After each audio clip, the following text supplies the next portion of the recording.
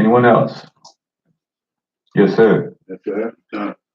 First and foremost, I want to give Yahweh his praise, glory, honor by saying hallelujah. Hallelujah. I feel exactly like the two witnesses that got up before me. It's all because of Yahweh and his laws, statutes, and commandments are so right that they make us righteous. They give us time to think and room to meditate when we stay in his word. And when you stay in the word, you can see just how righteous his word is. And you can have confidence in his word. You can trust in his word. And so I just want to thank Yahweh for watching over me and mine, getting us through another week. And I pray that he continue to watch over everyone. Hallelujah. Hallelujah. Hallelujah. Yes. Praise Yah. Shabbat Shalom. Shabbat Shalom. I'd like to give our glory, our honor to the Holy One of Israel, whose name alone is Yahweh, the Creator, heaven above, the earth beneath, the waters under the earth. Father Abraham, Isaac, and Jacob, and also our Father.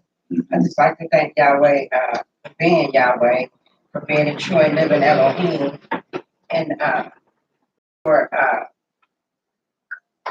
revealing Himself unto us, such as seek Him, and search Him out, and want to know about our power and where our help comes from, and what sustains us.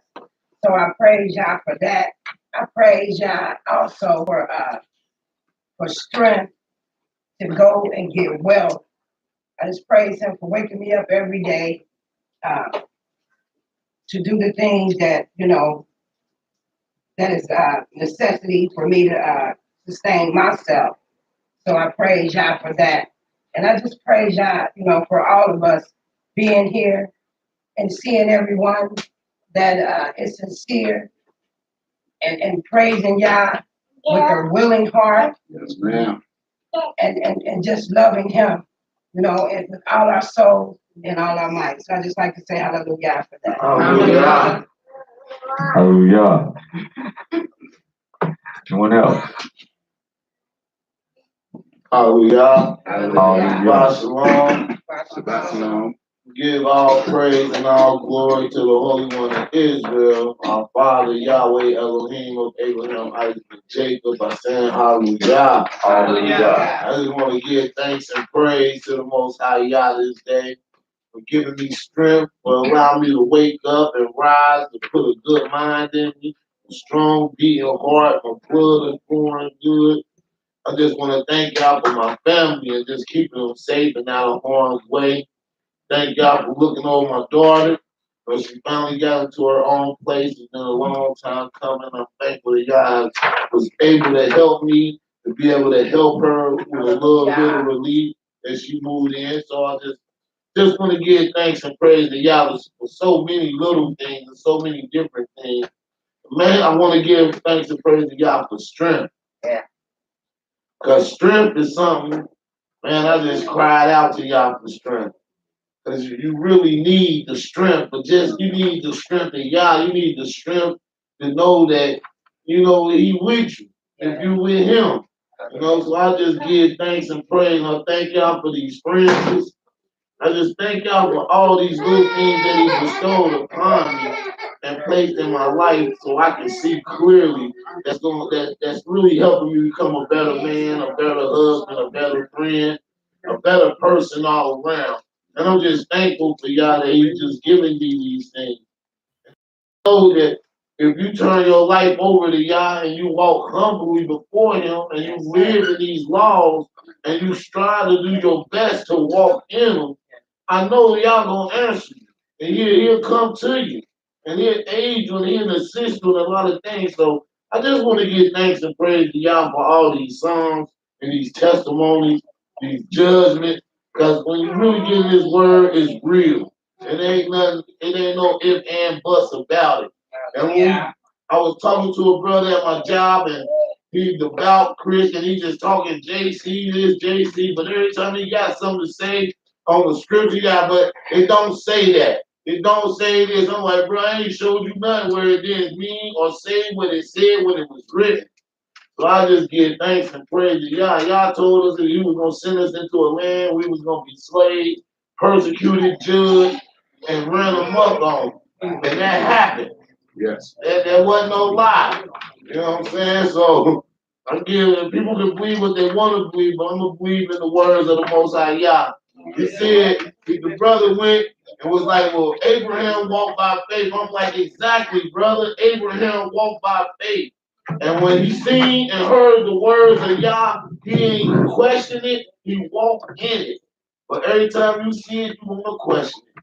But that's why I give thanks and praise to Yah. So true, so true. So hallelujah. Let's Hallelujah. be strong, man. Let's praise Yah. Let's come to this day to praise Yah. Let's not just sit in our seat and just sit there like a bump on the log. No, Yah say come in His house with joyfulness and singing and praise. And I don't know nobody that sing and joy and praise sitting in your seat unless you're a paraplegic or handicapped.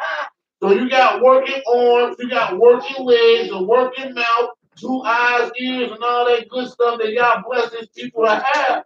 Let's use it and praise Yah and give His glory on this day. Hallelujah. Hallelujah. Hallelujah. Hallelujah. Hallelujah.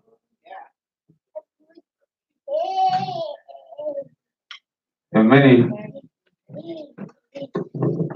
people say things and don't know what they're saying or understand what they're saying. That's why, as the elder said the other week, y'all might prescribe some things to us. And the more I meditate on it and let it sink in. And I remember what Alicia you say. You said you have 2 ears and you got 1 mouth. And we were made like that and designed like that for a specific reason. You should use them 2 ears more than you use that 1 mouth. Meaning take in things, decipher things, then speak. Don't just speak just to be speaking. And that's why the Almighty said this even of Himself. This is what He garnered when He said this. Go to Isaiah.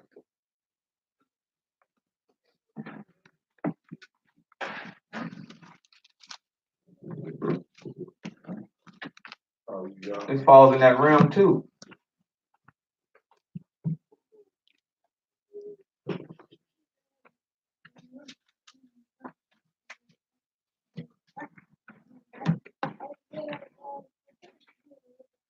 And as you said, and when we read it, y'all gonna know what we're talking about. And that's the way of the world. That's the way of the world. It's not just the way of Israel, not just the way of Christians, not just the way of Muslims. This is the way of the world. This is the way of many Israelites, sad to say nowadays.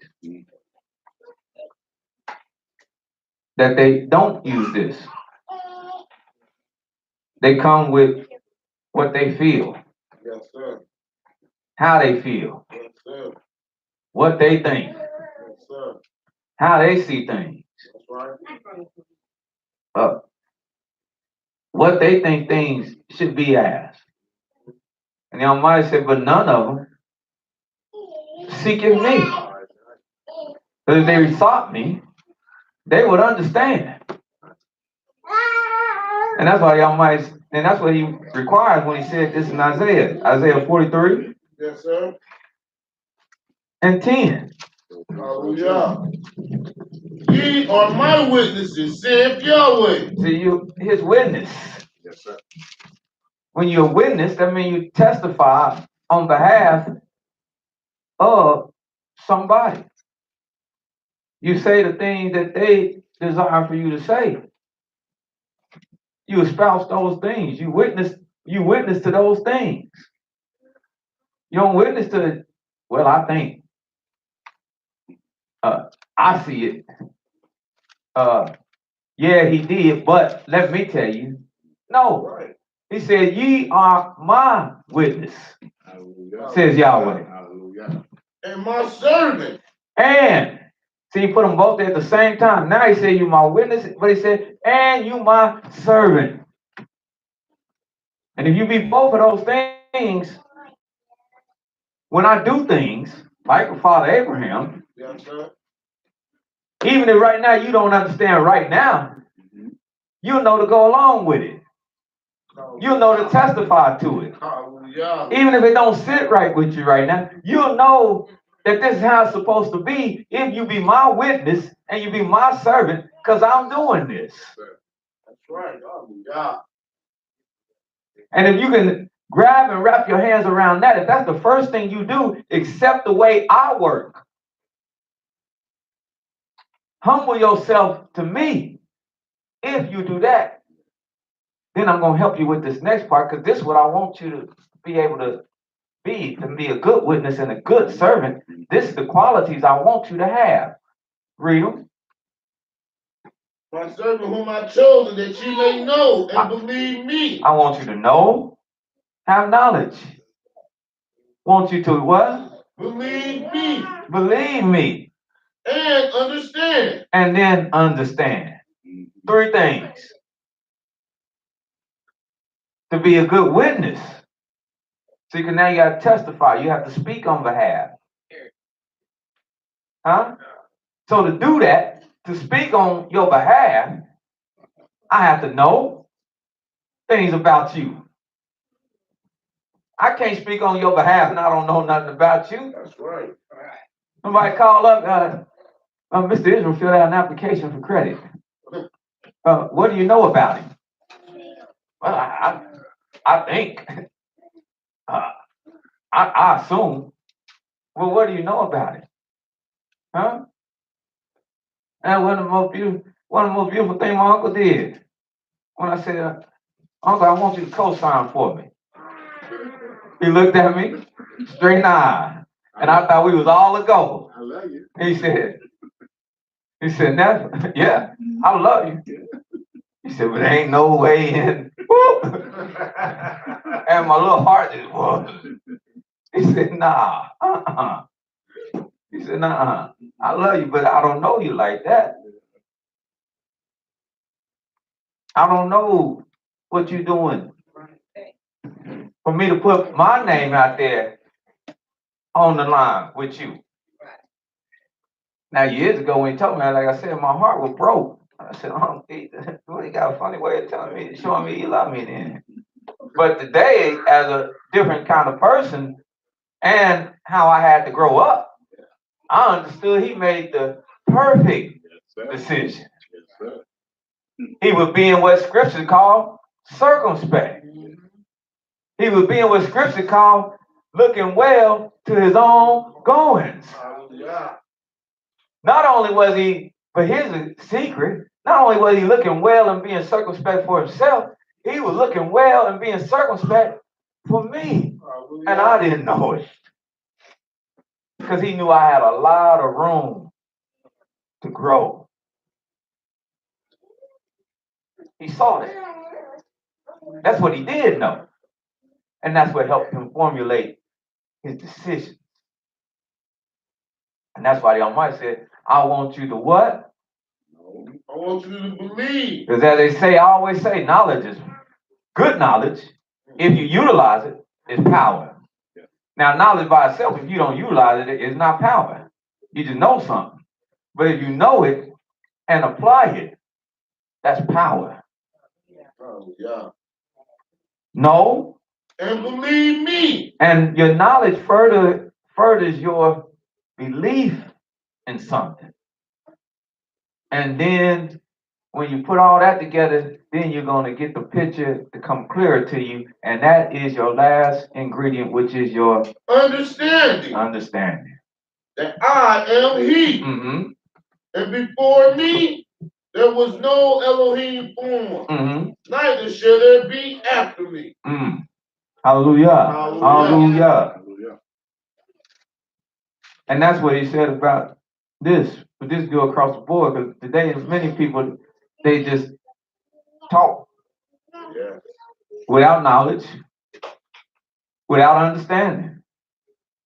They just, as they say in the colleges, obliviate. Nice big word for talk a lot. Say a lot of stuff and don't know what they're saying. When people, and I say that for when people say things like faith. Abraham walked by faith, but do you know what faith is?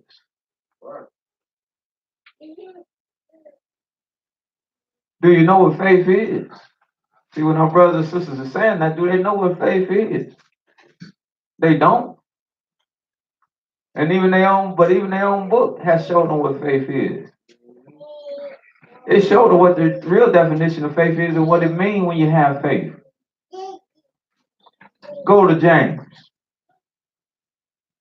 Real quick. Since they always want to talk about how Abraham walked by faith. That don't just mean he did things blindly.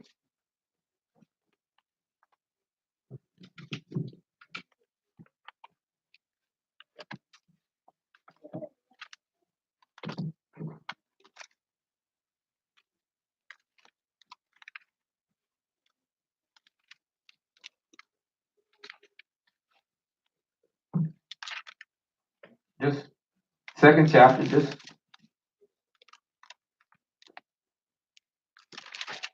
a few verses. Because this is one you want to show them when they're throwing out faith. Like it's just some mystery. Hey. Oh. No. Show them what James said. And it's in the New Testament.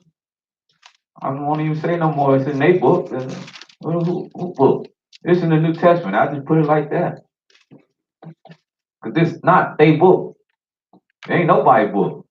Only true book there is the book of Yah.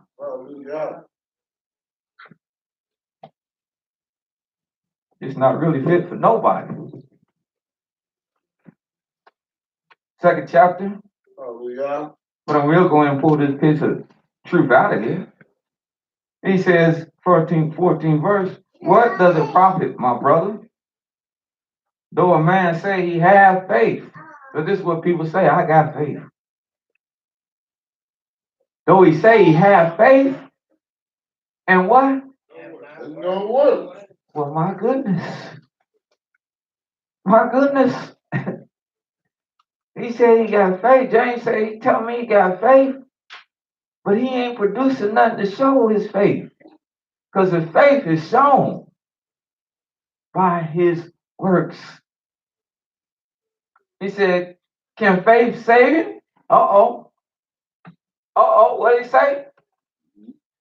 Because this is diametrically opposed to what people is teaching and espousing. Did you catch that? They say, I got faith because that's how they talk to it. I have faith, but I ain't got to do that. I have faith, but I ain't got to do that. I have faith, but I don't have to do that. Well, James said, can faith save him?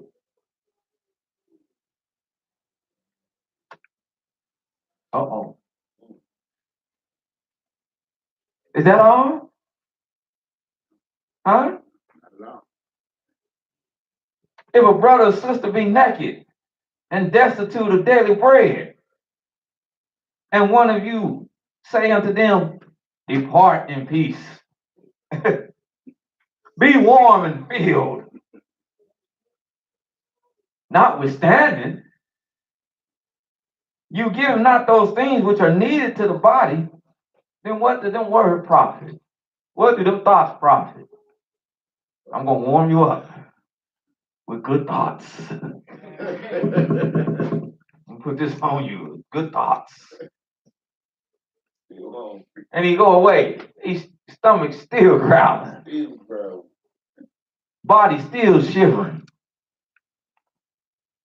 In other words, you gave a lot of lip service with good sentiments, but you didn't give him nothing to work with. You didn't put no action there. He said, and that was an analogy. He said, because even so, faith is faith. to say you have faith and don't put no action, no work there. Even so, faith, if it have not works, is dead being alone. It's dead. It's nothing. Yeah, a man may say, thou hast faith, and I have works.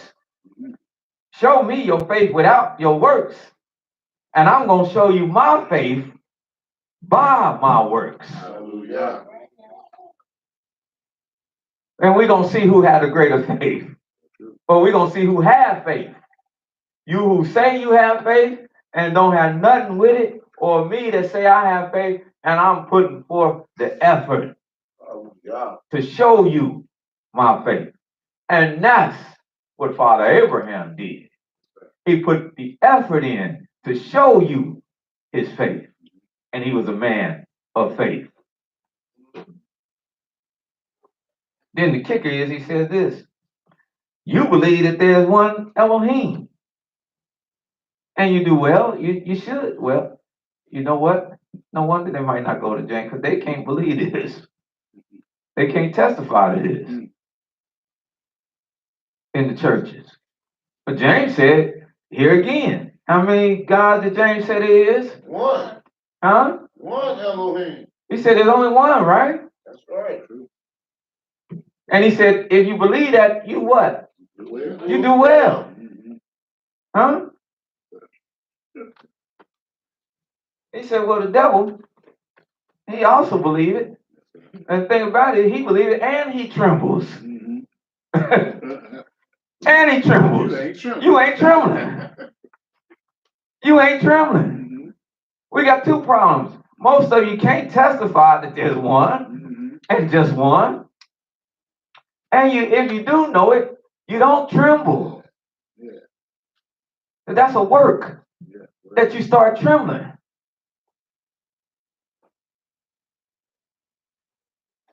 Huh? He said, but the devil, the same devil you talk about so bad, he believes it and he trembles. That's so powerful. That same devil you talk about so bad. Y'all say it's the son. Y'all ain't even scared to do it. He trembles when confronted with God. What's wrong with you? Huh?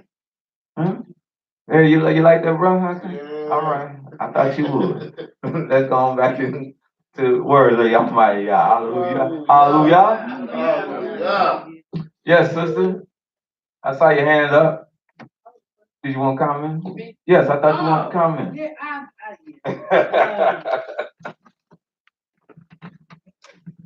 I mean, it really. Okay.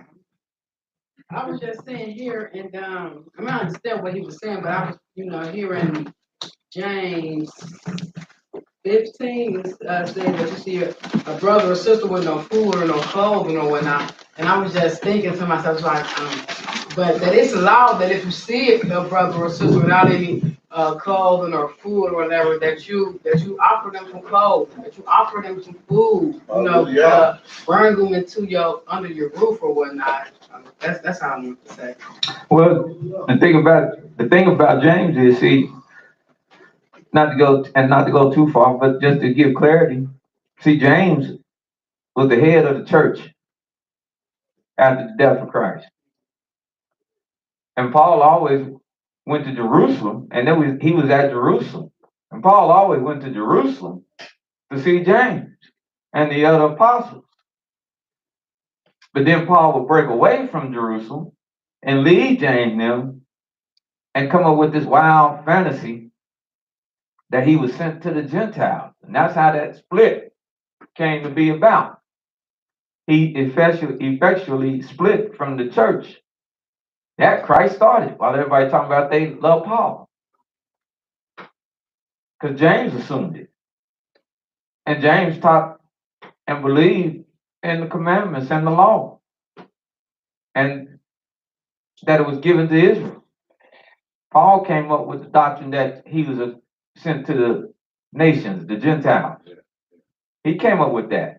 And then he came up with all these crazy notions about what faith was and not keeping the law and how you only need to believe in the blood and all. He came up with all this.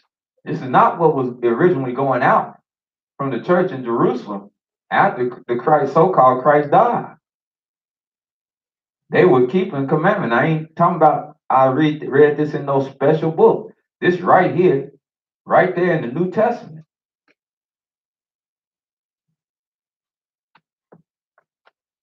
That's why that book is diametrically opposed to any other writings that you're gonna read when he writing to the nation. But faith is about works.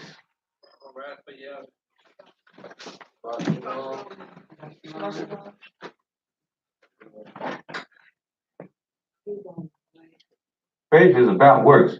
Let's go Deuteronomy.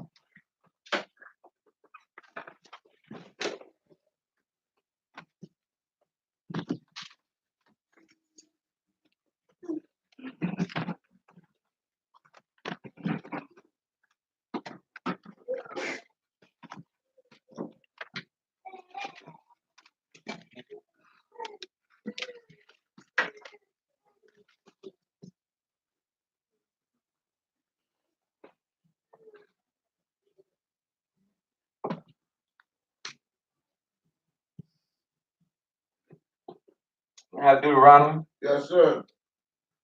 32. Hallelujah.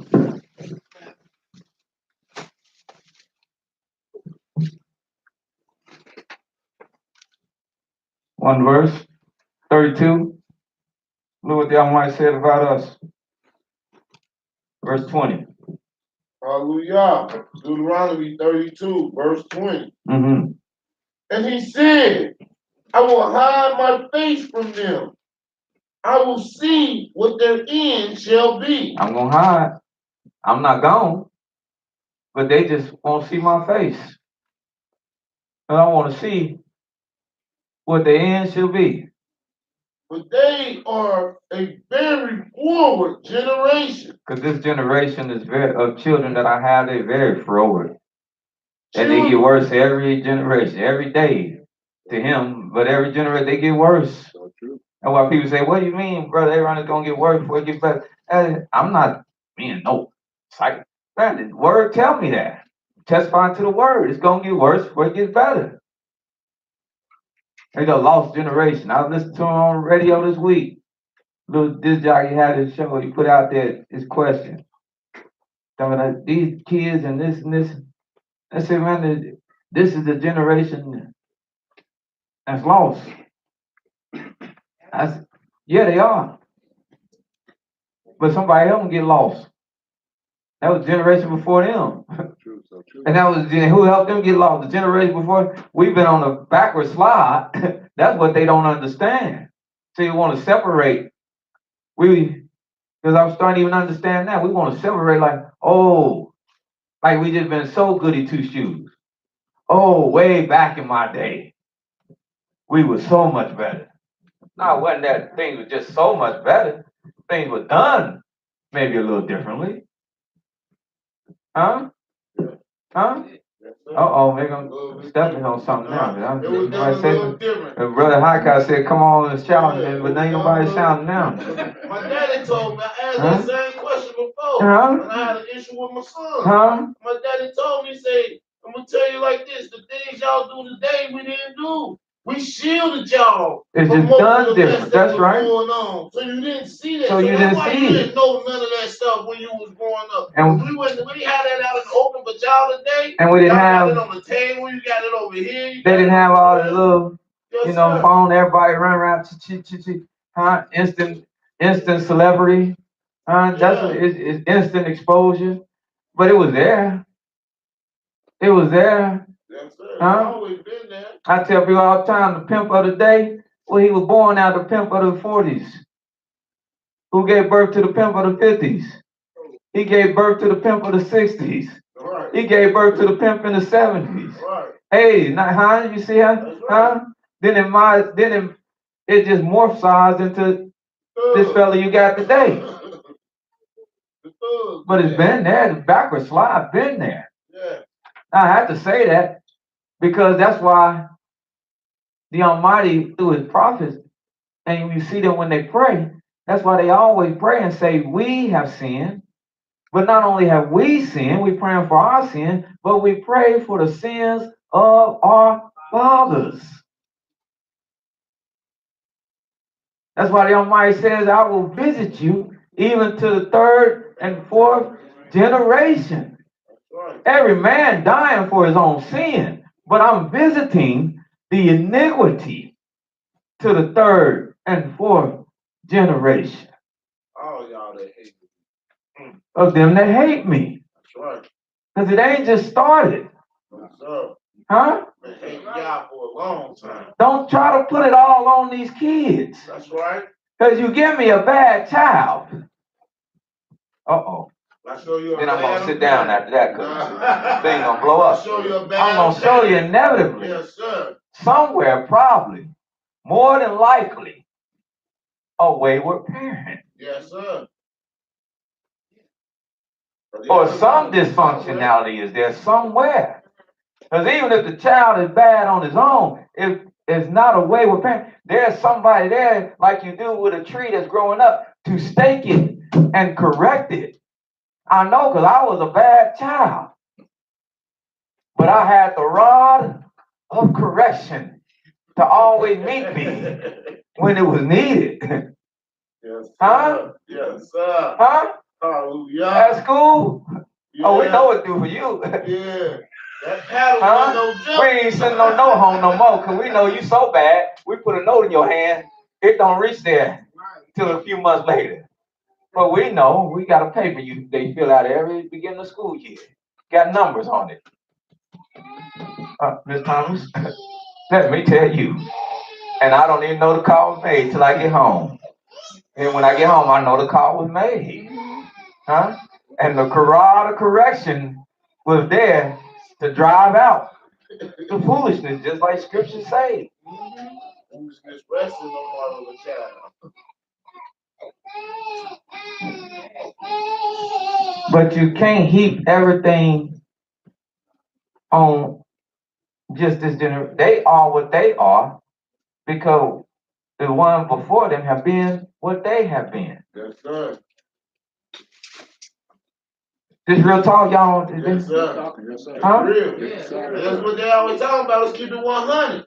Let's keep it real. But but Israel don't want to keep it real because right now somebody probably, if we spoke this out in the public, they would excoriate us. I mean, they would talk shame to us. Yes, they do. Get that off there. We don't want to hear that. Because it is 100. Yeah. Yes, ma'am. A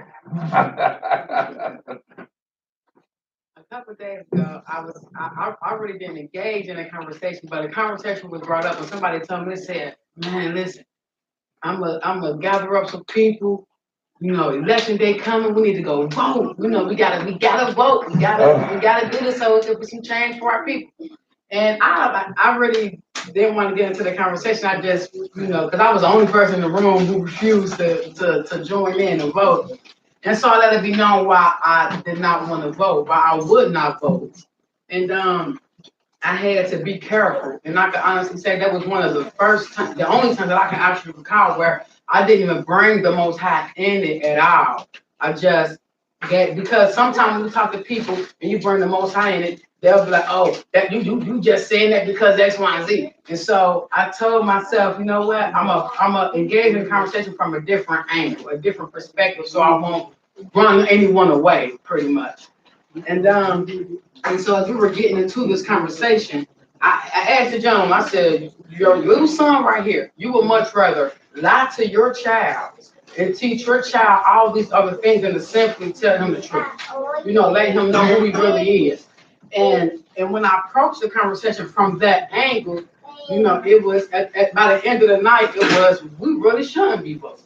It's not going to happen because I said, what's one good thing that came out of the vote? But here's since we've been here, what's one good thing? And I didn't ask for 2 or 3, I just asked for 1. And none could be hidden. And I just praise y'all for that because I didn't even have to, although it is a Yahweh, I didn't have to use his name. So I just used different scriptures and worded it in different ways so that the people could really understand. And Well, I'll tell you the benefit you get if you vote. You want to know the benefit you get if you vote? I'll give you one good thing. You see, you can get one good thing. I'll give you one good thing. Benefit if you vote. You get to complain.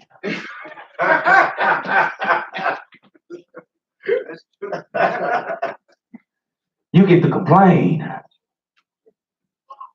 For the next 4, 2, 6, 8, you get to complain. You get to talk and tell them what you feel. You get to complain. Huh? Yet we'll run around with, but watch it now.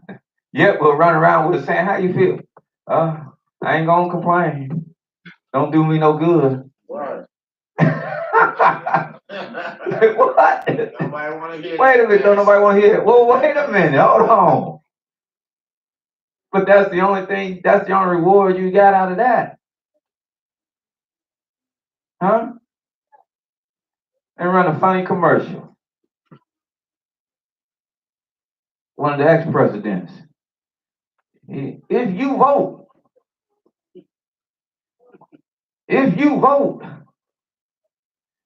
you get to discourage a Klansman, a white supremacist, where they got the sheet on or off from marching and doing anything.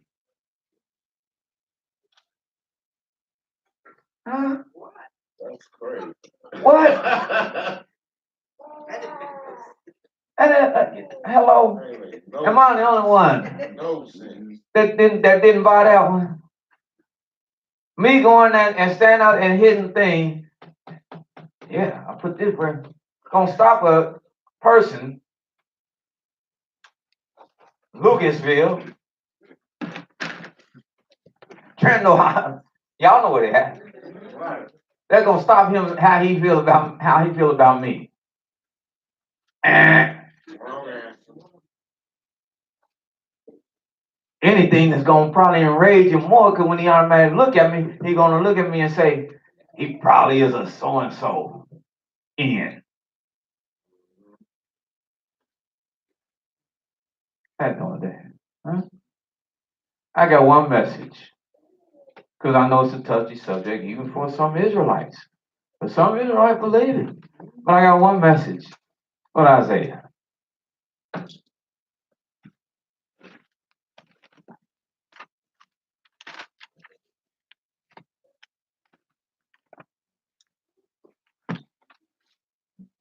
Hallelujah.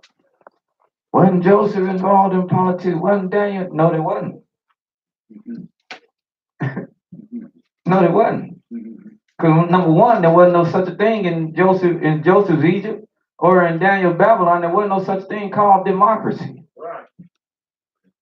Wasn't no vote. There wasn't no vote. Huh? There wasn't no vote. It was a succession of kings. And even the succession of kings, who did that? Yeah. Thank you, brother. Because Yeah. that's what he said in Daniel. That men may know that Yah ruleth in the kingdom of men and set it up over whomsoever he will. Hallelujah. And he giveth it to the basis of men. You want me to go out and help a base man, and base in that term mean low. You want me to go out and stand there for 3 and 4 hours to help a low man Yeah. reign. That's why I can smile from the last election. Yes, sir. Because I didn't help this clown get in. Right. Didn't buy none of that. I didn't help the one that went before him. I didn't help the one before him. This is a blessing. Well, look what y'all might say in Isaiah 8. and 9. If you got a message, and I know they always want to get mad at the message. They did when Ray Alicia used to speak on this. Get hot. Run upstairs and downstairs and outside. Ah, hey, hot. Hey, hey. Yeah, I'm on real talk today. He don't know what he's talking about. Okay. Well, we're going to see. Y'all might say my word.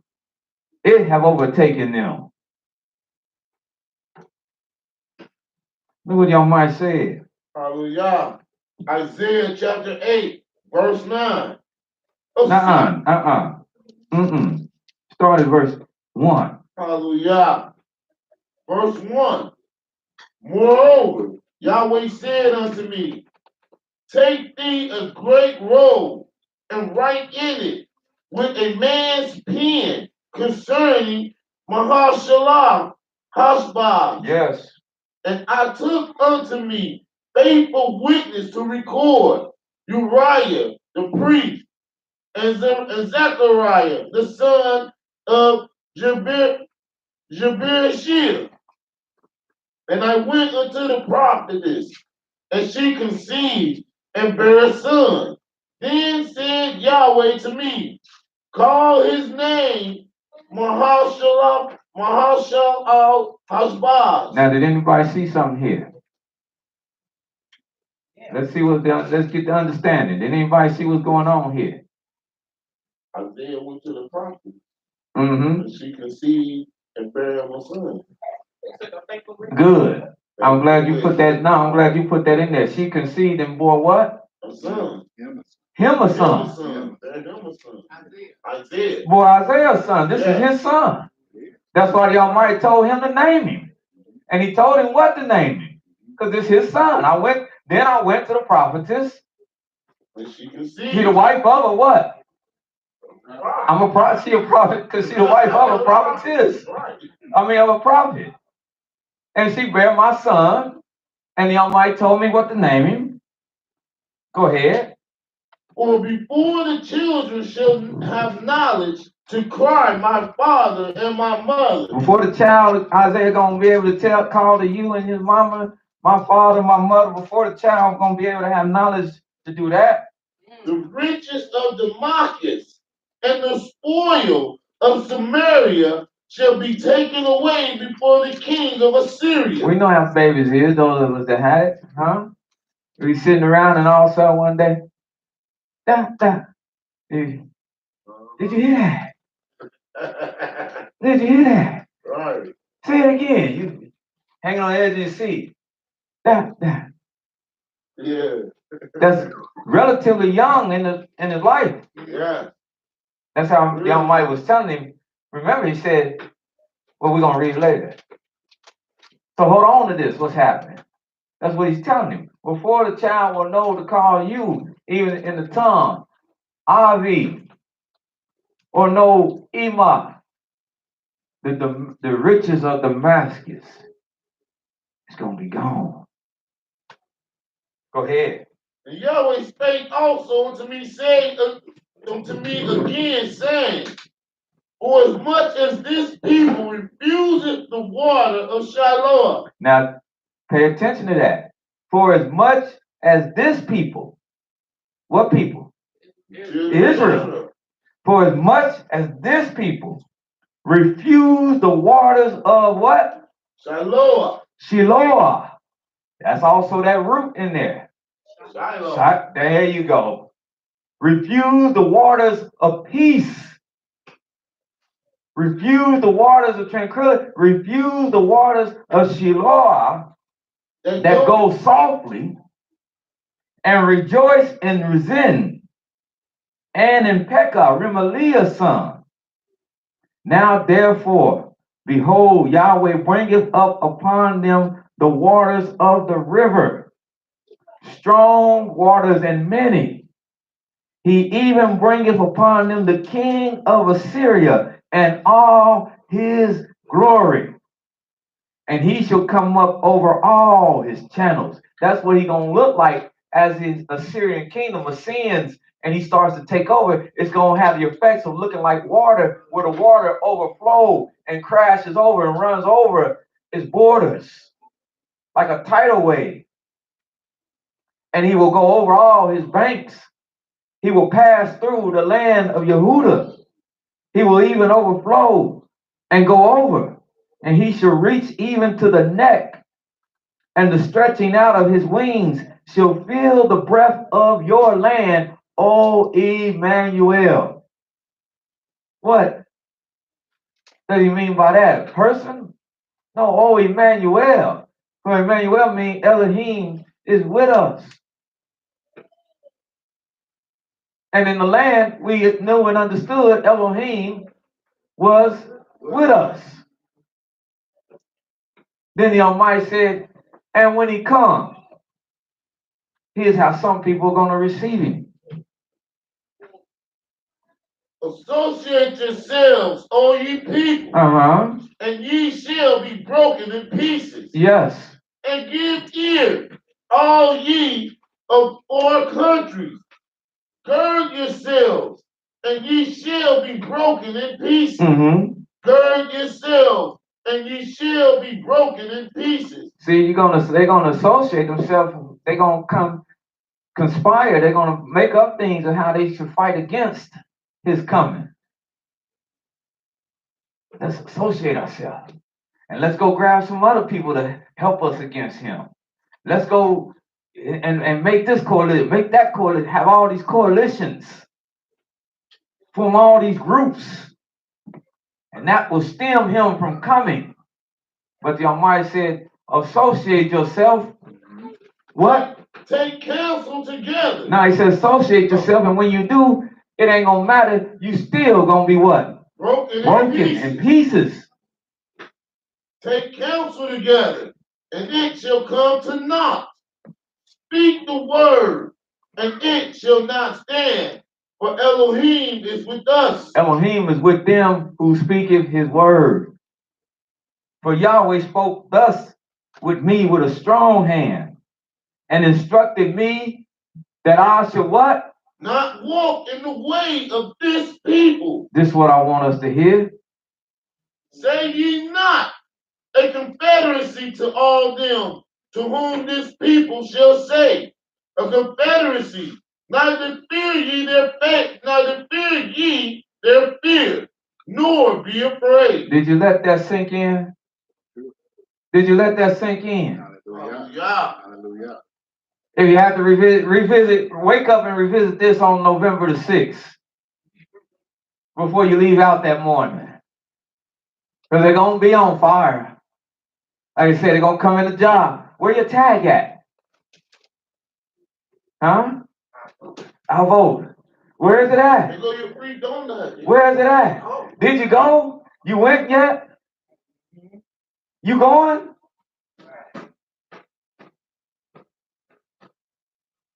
Why you see the vans and the carpools and all of this? Let me read that again. The Almighty said, no, I ain't going. What? Huh? No, I ain't going. And sometimes, yes, there's discretion. But it'll come back up again. You can't get around it. You have to tell them, why you ain't going? For Yahweh spoke to me with a strong. He spoke to me with a strong hand. Because I did too. That's what I used to do. I used to be like, it don't matter, you know, don't. But then I just, today, I'm different. I just have to come out with it. You ain't vote? No. Why? Because y'all said not to. That's really only the reason I got to give you. Now, I can go in depth.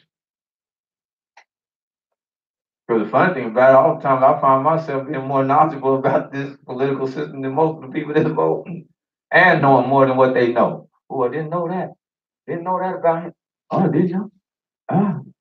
I said, you don't know nothing. And you just going out there and you don't know nothing. I seen his commercial. I seen his commercial. That's all they got. He the lesser of two evils. Yeah. It was flashy. He used to play basketball. He's a great football star. movie star.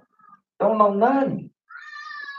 But now, tell him, for Yahweh spoke thus to me with a strong hand, and he instructed me. Because else I would, let's keep it real. We keep it real? That's right. Else I would be out there. Where with you? I'll be out there lying. I'll be talking about Republican and Democrat and I'll be out there Right.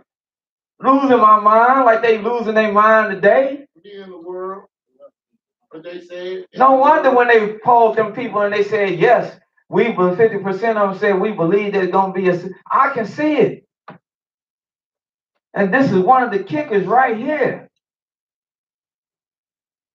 If he did it, look at that little fella that they claim they got, sending all them bombs and packages all over the place. If he did it, I have my doubts. But if he did it, sending stuff to news organizations that might talk about the president and sends up the former president, huh? And not only him, listen to your radio station. Not just the whiz and the buzz and chicky waka. Listen to them talk.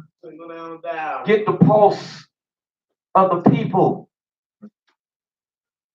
And you have technology, you listen all through Siri and all, you can listen all around, not just in Cincinnati, all around. And you're going to hear real talk. That's why I tell mine, this real. All the time. This real. That's why I said last week, ain't got time for no games. Right. I make enough mistakes. But this here, brothers and sisters and people, this real. This ain't no fantasy. This ain't no organization. This ain't no church. This is real life. It's going down.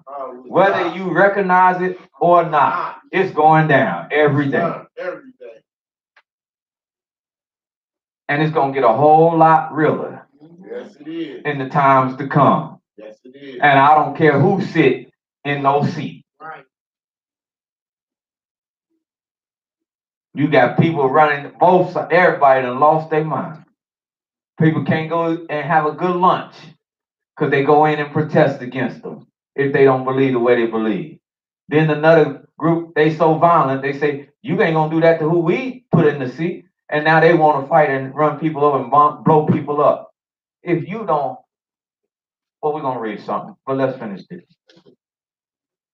Creator says, but he spoke to me. He instructed me that I should not walk in the way of this people, saying, huh? Huh? Right. Saying, say ye not a confederacy to all them to whom this people should say a confederacy.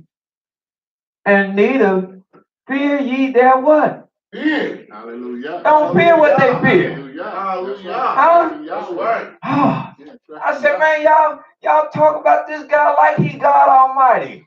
He loved that. Y'all give him too much. Trump this, Trump this, Trump this. Every day, Trump. I said, y'all, I would, if I didn't know no better, I would think he is the Almighty. Man. As much power as you give him in your life. And to come back to what we talking about, that boy ain't gonna never meet him. That boy ain't gonna never walk with him. That boy ain't gonna never learn nothing from him. Neither is that boy, neither is that boy, neither is that girl. They ain't never gonna have to lean on him. He ain't never gonna come and go to work for them. He ain't never gonna come to my house and spend time with them. That's right. But they sure enough spend time with me. Hallelujah. And if they learn anything, they will learn it from me. That's right. And if they don't learn, it'll be my fault. Hallelujah. Hallelujah. Like the man said in the movie Black Panther, he said, if I haven't He didn't say nothing about the world. He said, if I haven't prepared you for when I die, then I didn't do my job as a father. Right. If I haven't prepared you to carry on when I go away, that ain't the fault of no Democrat and no Republican and no independent. That ain't the fault of no senator or no congressman. That ain't the fault of no president or no ball player. That is my legacy That's right. that I left. Hallelujah. What I did and what I did not do to impact your life. And last I checked, that don't have nothing to do with voting. None.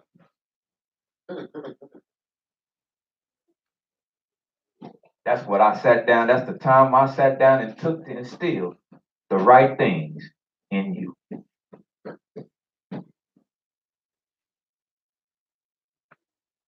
Well, Brother Aaron, if you vote, it's more than just that.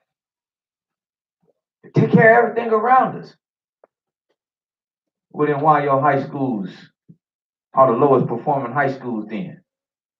So they don't put the money back in your high school. Why are your roads and your streets in our neighborhoods all tore up? So the money ain't coming to your neighborhood. You send that money out to every village. Let's they don't send it there. They send that money right to where it's going. Kids can't even do football. Pockets. Right.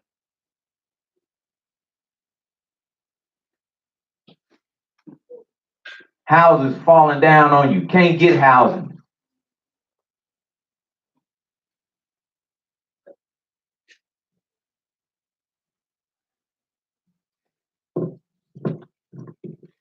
I'm afraid. Healthcare. You can't afford it. And even that, the Almighty said, if you live by my law and did better by yourself, you wouldn't be fearing. They fear. They fear. That's they fear. Huh? That should not be That should not be your That fear. should not be Israel's fear. Not if you were living by what I gave you. Mm-hmm. Huh? Scripture says, what nation has an Elohim so clear, so close to them, Talk to him. and everything you call on him for? Talk to If him. you want your garbage picked up, Yahweh had these fools pick my Huh? garbage up. Huh? You know, that's all you got to do, put your trust in Yahweh. It's amazing how life is. Praise Yahweh. I didn't mean to. No, go ahead. Talk to him. Because sometimes things happen. I'm 60-some years old. I never even registered to vote. I never thought about voting. And it's an honest to God, but honestly, everybody in my family registered voters and they vote. And how it escaped me, I don't know. I'm hoping it was just the hand of Yahweh. Yes, sir. The hand of Yahweh. Yes, sir. Because I never had a desire to vote. I knew voting wasn't for me. Yes, sir. Sometimes you have stuff you feel, you don't even know where you feel it, how you feel it, or how it get into you. Yes, sir. You know, one time like I said, different subject matter, same thing. I went to go have an MRI and I found out I was claustrophobic. But then I went and told the people, I said, I don't know if this some related, it relate all the way back to slavery days. I can't go in that small box. Mm-hmm. It was just something in me. Oh, no, you ain't getting that small Yes, sir. box. You know? Yes, sir. And I related it to slavery Yes, days. sir. I said, because it get in your DNA. Yes, sir. You know, and 10 generations later, you had that, oh no, I ain't getting in there. Yes, sir. You know, I hate that. Yes, sir. And it just do. Yes, sir. But voting, you ain't trusting in the Most High. Yes, sir. You know, I said, you don't need nobody to do anything for you that Yahweh can't do. That you can't do. You can do everything. Everything. So I don't know where that came from, but I just wanted to say it. Hallelujah. Hallelujah. It's the truth. Yeah. It's the truth. And like you said, he spoke to you with a strong hand. Yeah. Even when you didn't know him. That's why he said, I knew you in the womb. Yeah. I never even registered. Never even had the desire. I've never seen the big whoop-de-doo. I was like, huh. Mm-hmm. But then what they'll tell you, if you don't register, if you don't vote, you can't complain. You can't complain. It's still happening to me. Hello? You voted, and it's happening to you. It's happening to me. Yes. You shouldn't have voted because it's still happening to you. You know, we can't alleviate our oppression by voting. That's right. And voting didn't get us in this mess. Voting didn't get us out of this mess. And as we said, and as Young Mike said, it didn't even work for them that came up with the system. They didn't go to King Edward or King George or whoever the king was and say, we want to vote about if you should let us establish America. They didn't vote. In the North and South, they didn't vote for who would take it. The South voted that we go exile ourselves. Exile. The North say, "Oh, hit you out." Yes. And hit them with a big stick. And hit them with a big They stick. can't go nowhere. They went to But war. they voted to accede from the Union, and they passed. And And the North said, "Ain't nothing happening. ain't nothing happening. Nothing happening." Ain't nothing happening. Mm-hmm. And it was always by force. Yeah. Boston Tea Party. That kicked off everything. Sea ships, through all the stuff, and that kicked off everything. Because the one thing, see, when they talk about yes, I can complain. Because the one thing that men understand, they don't understand no battle bond, but they understand this. Huh? That talk to everybody. All men understand that. But the Creator says, I want to harp on this. Because that's what I hear a lot too. They say, boy, if you don't go, then we blame, you ain't got nobody to blame what's coming down the pipe but yourself. What's gonna come and get you, you ain't got nobody to blame but yourself. That's fear. That's scare tactics. That's what they use to get you to vote one way or the other. Fear and scare tactics. If you let him, see, the world gonna collapse. But you let me, you tread water. Almighty told me, don't fear this. Because ain't neither one of you gonna do nothing anyway. Don't fear their fear, nor be afraid. But he said what? Sanctify Yahweh of hosts himself. Oh, you gotta read that again, brother. Sanctify Yahweh of hosts himself. Time to sanctify on November the 6th. Did you vote? Yes. You did. Hallelujah. Who'd you vote for? Yahweh. Wait a minute, he wasn't on ballot. He wasn't on yours. he only name that was on mine. President, yeah. Congress, yeah. Senator, yeah. Mayor, yeah. He the only name that was on mine.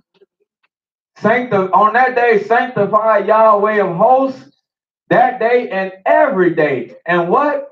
And let him be your fear. Let him be your fear. And let him be your dread. Let him be your dread. And he shall be for a sanctuary. Because can there be evil in the city?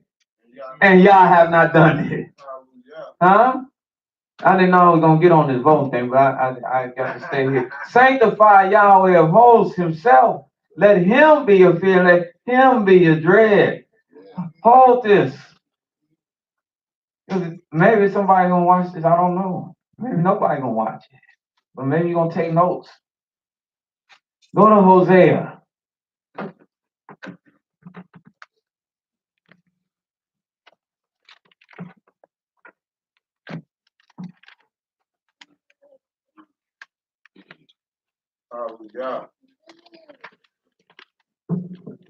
Why did he say sanctify Yahweh of hosts himself and let him be our dread? See, this is what religion have to do with it, because people want, well, we separate church and state. No, you don't separate none. Ain't no separation. Your spirit, our spirituality is connected into, or should be connected into, everything that we do. And that's why we failing. You see how that means, so that statement means so much when he says, sanctify Yahweh of hosts and let him be a dread. Read Hosea 13 and start at verse 1. Hosea chapter 13.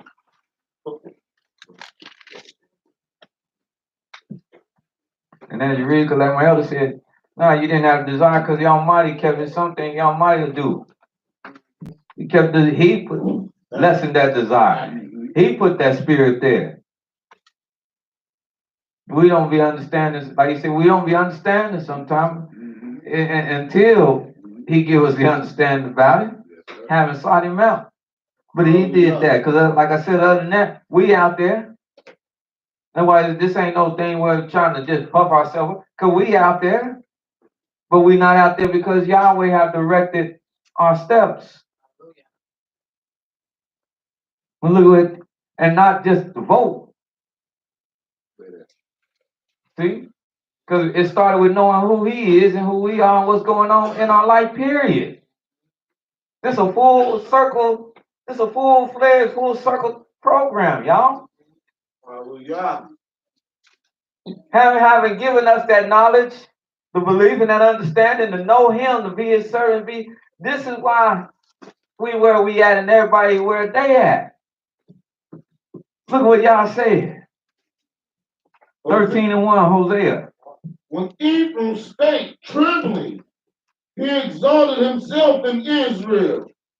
But when he offended in Baal, he died. And how they sin more and more, and have made them molten images of silver and idols according to their own understanding.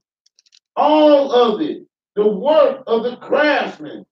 They say of them, let the men that sacrifice kiss the calf. Yes, it says and now they sin more and more and have made molten images of their silver and idols according to their own understanding. That's where we at. As a nation of people, that's where we at. All of it, the work of the craftsmen. They say to them, let the sacrifices of men kiss the calves. Therefore, they shall be as the morning cloud, and as the early dew that passes away, That's gone. as the chaff that is driven with the whirlwind out of the floor, and as the smoke out of the chimney. But this is why we sanctify Yahweh of hosts and let him be our dread. This is why we should do that, because look what he said. Yet I am Yahweh thy Elohim. And no other deity, no other God that our people have can make this statement that the Almighty is about to make. From Egyptology to Islam to Christianity and to anything else that you involved in, nobody can make this statement that the Almighty is about to make. Yet I am Yahweh, Thy Elohim, thy Elohim, from the land of Egypt. from the land of Egypt. And thou shalt know no Elohim but me, for there is no Savior besides me. Hallelujah. Hallelujah. Huh? That's the genesis of everything. That's the start of everything.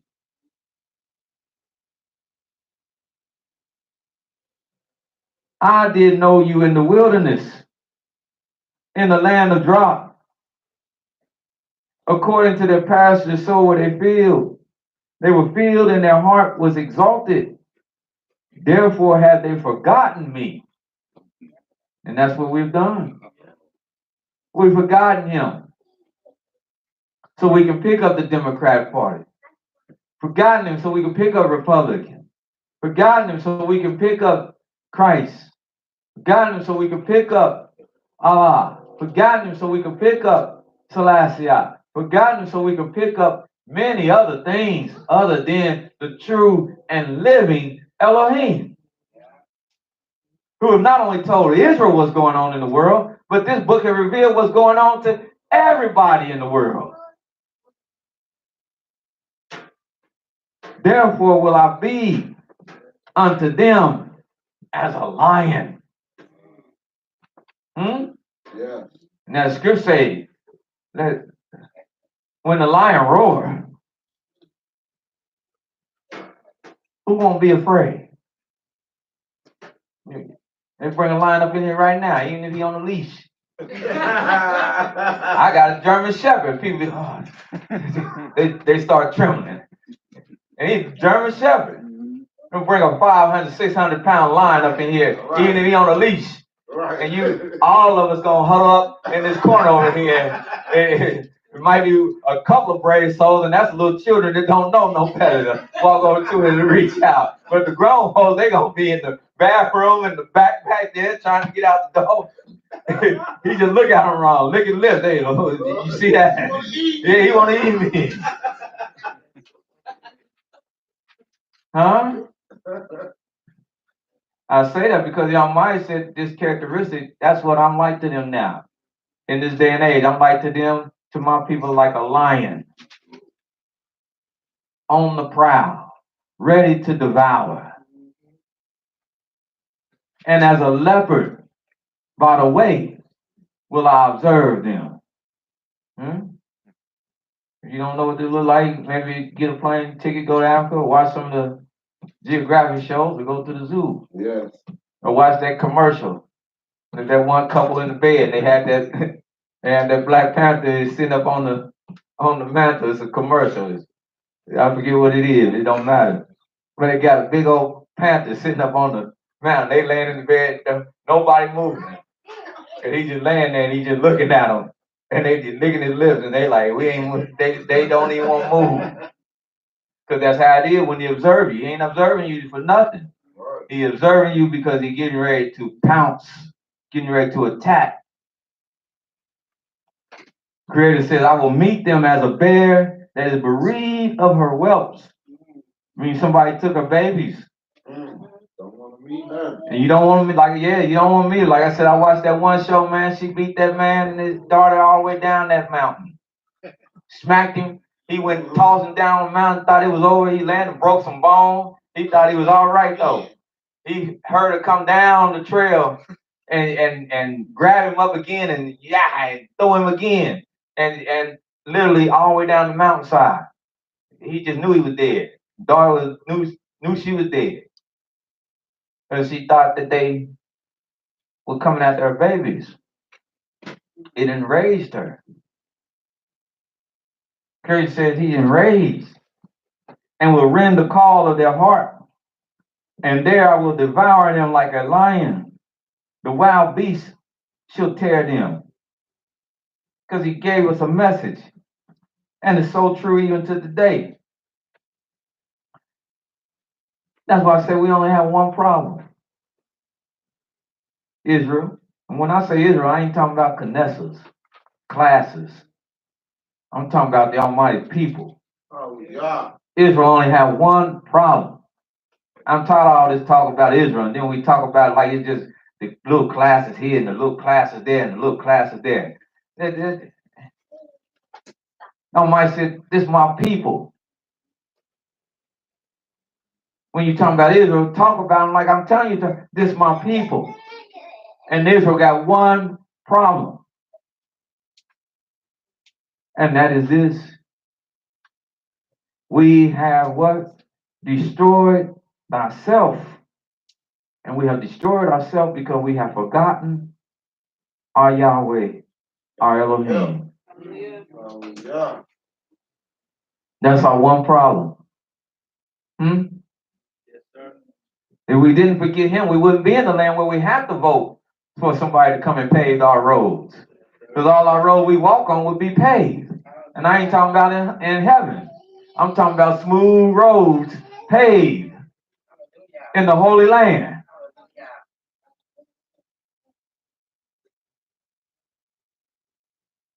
Highways, King's highways. Isn't that what Moses said? He said, we're going to walk by the King's highway. Yeah.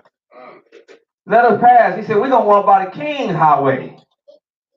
That's the road that's already prepared. We don't need to mess with y'all.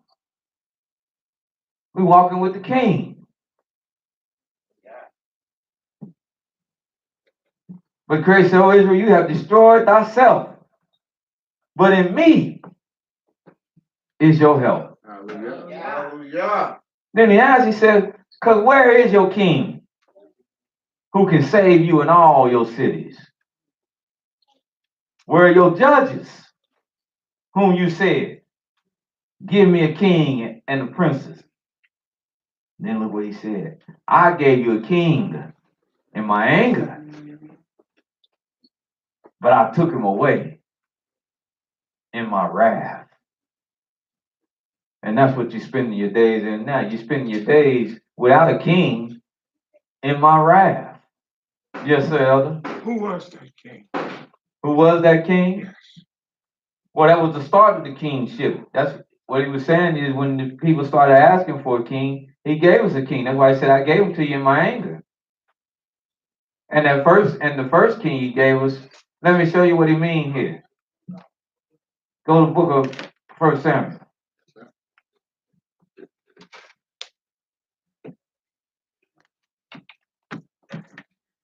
Oh, hallelujah. Hallelujah. This, I don't know.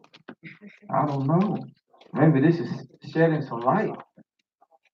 Because if we really understood who is king, God is. who is head, Yeah. we wouldn't be talking about voting, huh? Hallelujah. He'd take all that spirit from all of us about voting, wouldn't he? So we would have one head, wouldn't we? Yeah. One body to call on, right? And who would that be? Father, That'd be Yahweh. Yah.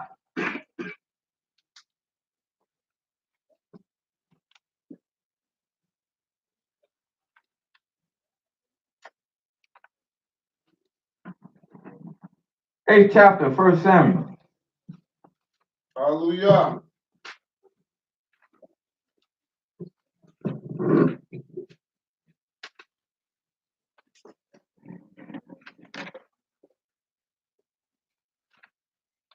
This is what he means in Hosea. "I gave him to you in my anger."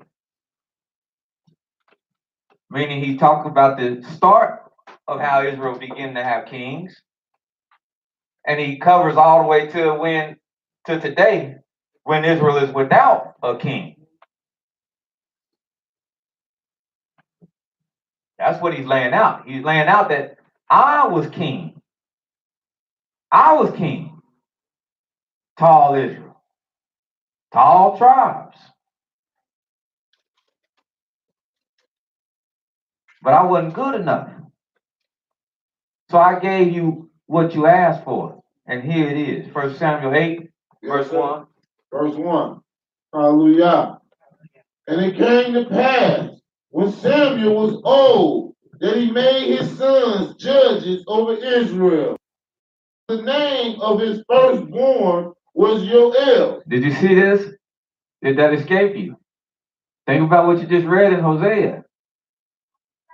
They said where is your judges, whom you said to them, give us a what? Give us a king King. Yeah. and princes. Well, here it is. For when Samuel was what? Oh, He made his sons what? judges In over Israel. Israel. Yes. Now the name of his firstborn was Joel, and the name of the second Abiah. They were judges in Beersheba.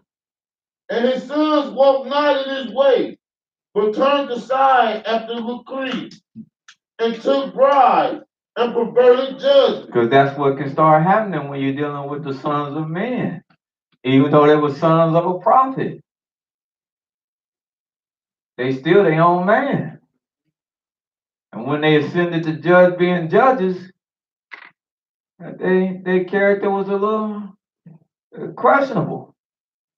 You could, unlike Samuel, because you couldn't, huh? You couldn't with Samuel. But unlike Samuel, the boy may have missed something there. You can handle a note. You can handle an envelope. Wink. Here's a little something for you. What? Oh, Woo, Is that a deity name? $2,000. Yeah, just turn a blind eye to this right here. So they turned aside to Lucian, Oh, took bribes, and perverted judgment. While y'all might say in the law not to, because a bribe blinds the eyes. Then all the elders of Israel gathered themselves together and came to Samuel at Ramah and said unto him, You are old, and your sons, we figure out, they ain't gonna be walking like you. They walk not in your ways. Now make us a king to judge us like all the nations have. All the other nations have one. Why can't we have one? But the thing displeased Samuel when they said, Give us a king to judge us. And Samuel prayed to Yah. And Yah said unto Samuel, Listen to the voice of the people in all that they say unto you. For they have not rejected you, but they have rejected me. That I, see that, elder? That I should not reign over them. They not replacing you, they replacing me. They don't understand what they doing. They replacing the fountains of living water. They replacing me for a cistern that can't hold no water. They replacing perfection for a vessel that's imperfect.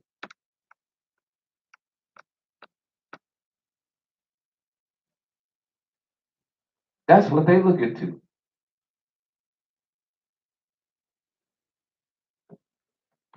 That's why he said, but he told the prophet, he said, listen to them. For they have not rejected you, but they have rejected me, that I should not reign over them, according to all the works which they have done since the day that I brought them up out the land of Egypt, even to this day, wherewith they have forsaken me and served idols. So do they also unto thee. And then he would tell them, the prophet, to tell them what kind of ruler they were going to get. But let's go back to Hosea. But that's what he meant in Hosea when he said, I gave them to you. And see, that's why Samuel, it said he was displeased, meaning he was angry, because he had the spirit of Yah within him. So it's shown on him, it was a reflection of what the Almighty felt. Him being displeased, he was displeased because he knew Yah was displeased. He knew Yah was upset. He knew Yah was angry. And so that's why the Almighty says back in Hosea again, I gave you a king in my anger, and I took him away in my wrath. And that's why we hear, when you can put all this together, in Hosea 3, verse 4.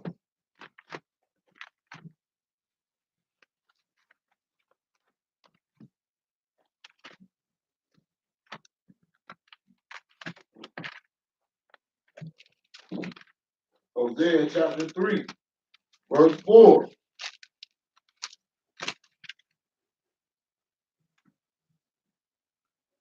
For the children of Israel shall abide many days without the king, without a prince, and without a sacrifice. Now we don't have him because we in his wrath. We in the midst of his wrath as a nation.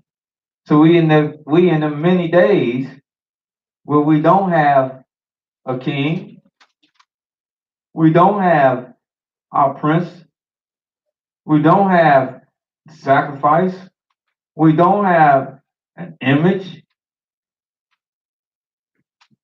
That blue star, that blue and white flag, that's not our flag. It's not. Not that the star is not our depiction, but that's not our flag. The Magen David, the shield of David, that was his symbol on the shield, what you see worn. That was a symbol. That wasn't on the flag. That wasn't the national anthem. Because every tribe bore its own standard. That's why Yehuda is associated with the lion, because on their standard was the lion. That's why some of our people want to run around and talk about that's where they got the zodiac from. Yeah, that's what they did, because every tribe bore its own standard.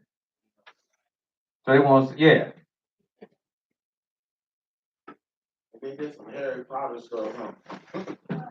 But y'all might say you go many days without all these things, without the ephod and without the teraphim. Then after you go many days, the children of Israel will return and first seek what? Yahweh, their Elohim. That's what we first must return to. And then when we seek Yah Elohim and find him, then he will give us David, their king. David, our king, and the only king he has ever desired and found worthy of sitting and ruling in his kingdom.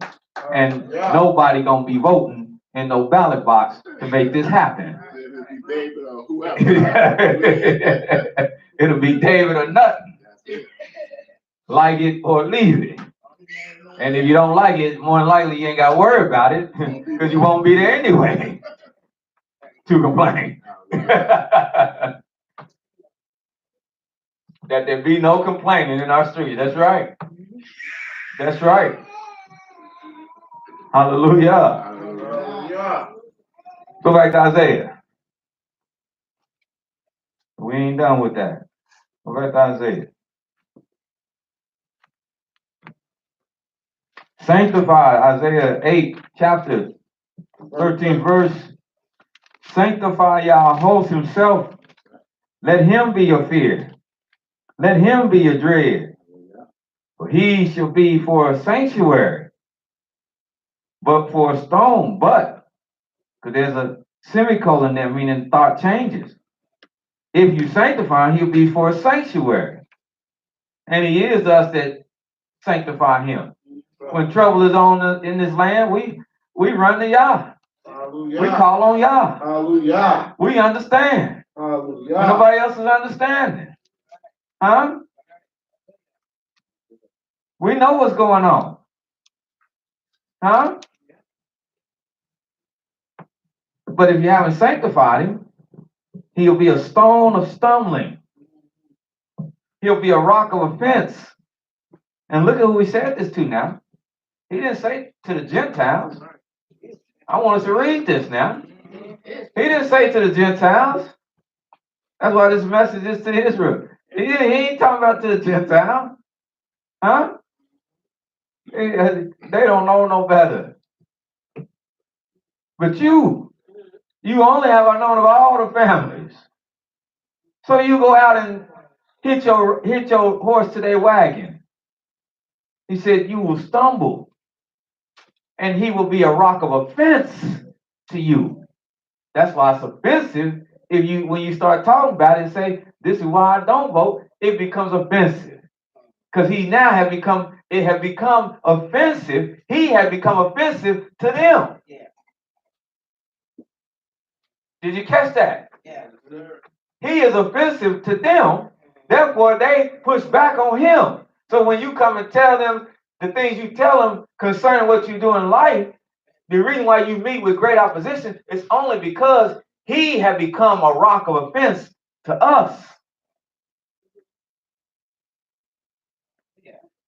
Our people are offended by the Almighty because they have forgotten him. Right. So even to bring up his memory, to bring out his name, it's offensive. Right. Yeah. Yah, who is Yah? Yeah. They offend like you done curse him out. Who is Yah? Yeah. Brother High Cover, then brother get a little offensive. Yeah, yeah. Who, how, You know, when I just just tell me about it. No, y'all, I want tell me about my. They offended. Yeah. Right. The mere mention of his name. I know what you're talking about, but I'm a Christian. You offend me. I can have this place packed.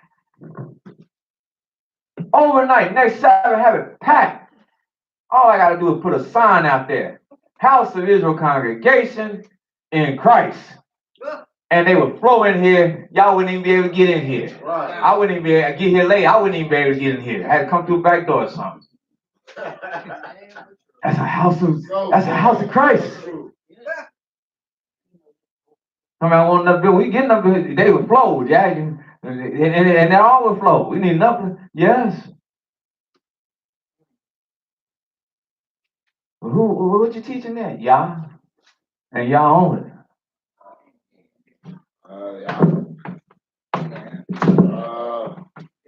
So we thought this was the right place. Go down the street further.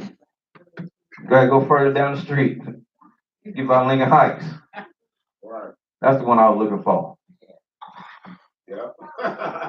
Huh? Came by here too. Huh?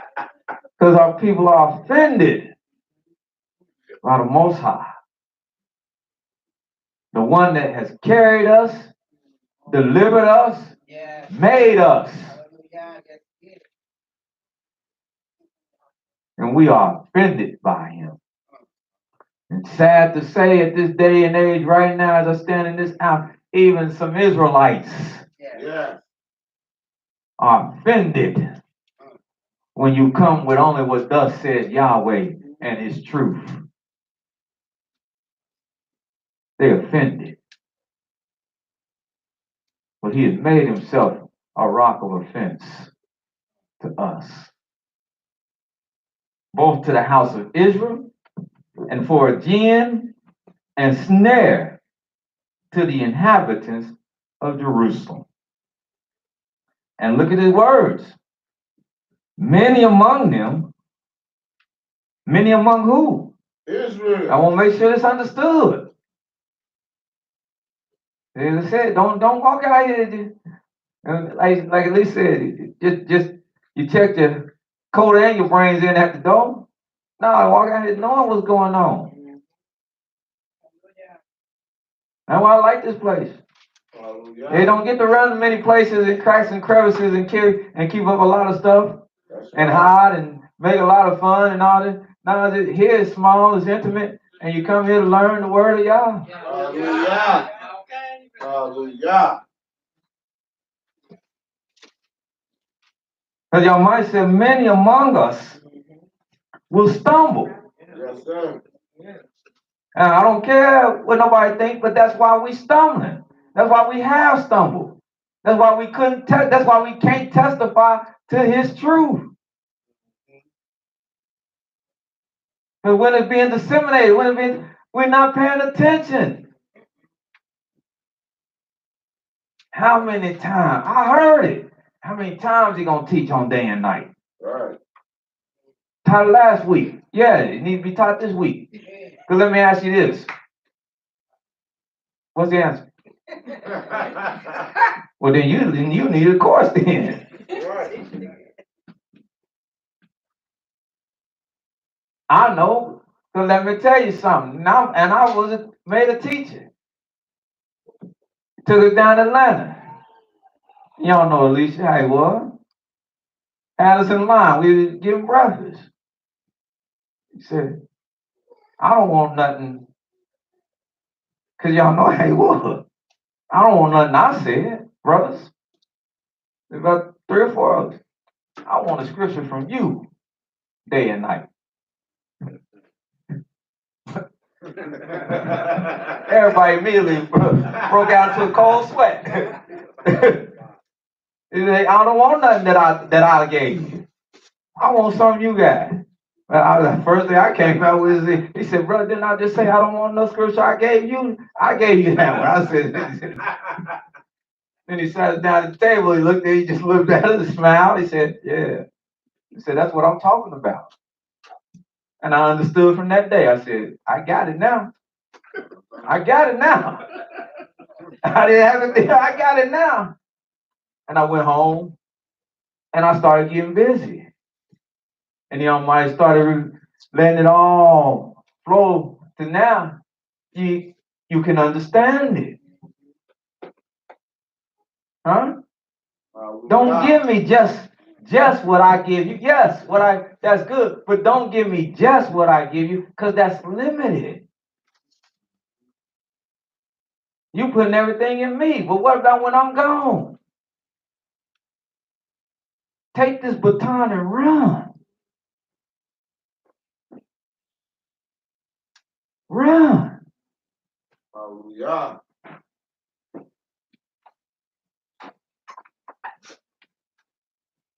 We have our fun. Y'all have fun, don't you? Yes, sir. Huh? We have fun while learning, don't we? Yes, sir. Well, let's learn. Because Christ said we supposed to be the light.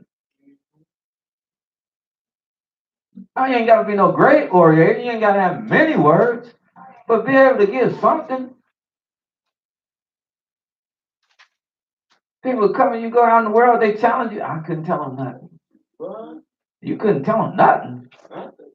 I didn't want to engage with them because I ain't telling them. I don't have to stand there and hold no 2-hour session with them. And you don't, because if you're sufficient, a few words gonna be sufficient. But have something. Have some kind of weaponry or something on you. Ain't got nothing but a whistle to blow. I tell people, have something on you to defend yourself. It's nothing but a whistle. Woo, call it 10. Have something in your arsenal. But so many times, so many came, and it wasn't about. Yeah. I just got to speak. It wasn't about, yeah. And that's why the house went to shambles. See, if nobody else will, I will.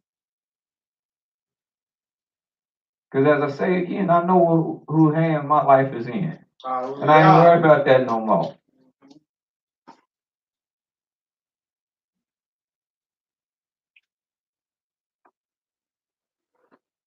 As I say it again, he ain't playing. This is real as it gets.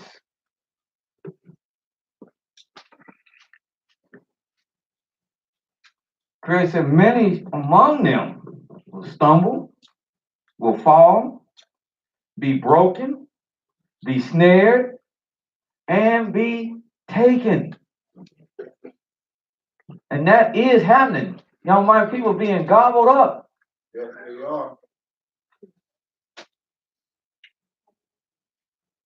So the Almighty says, in order to prevent that, this is what you must do. You must bind up the testimony. Hallelujah.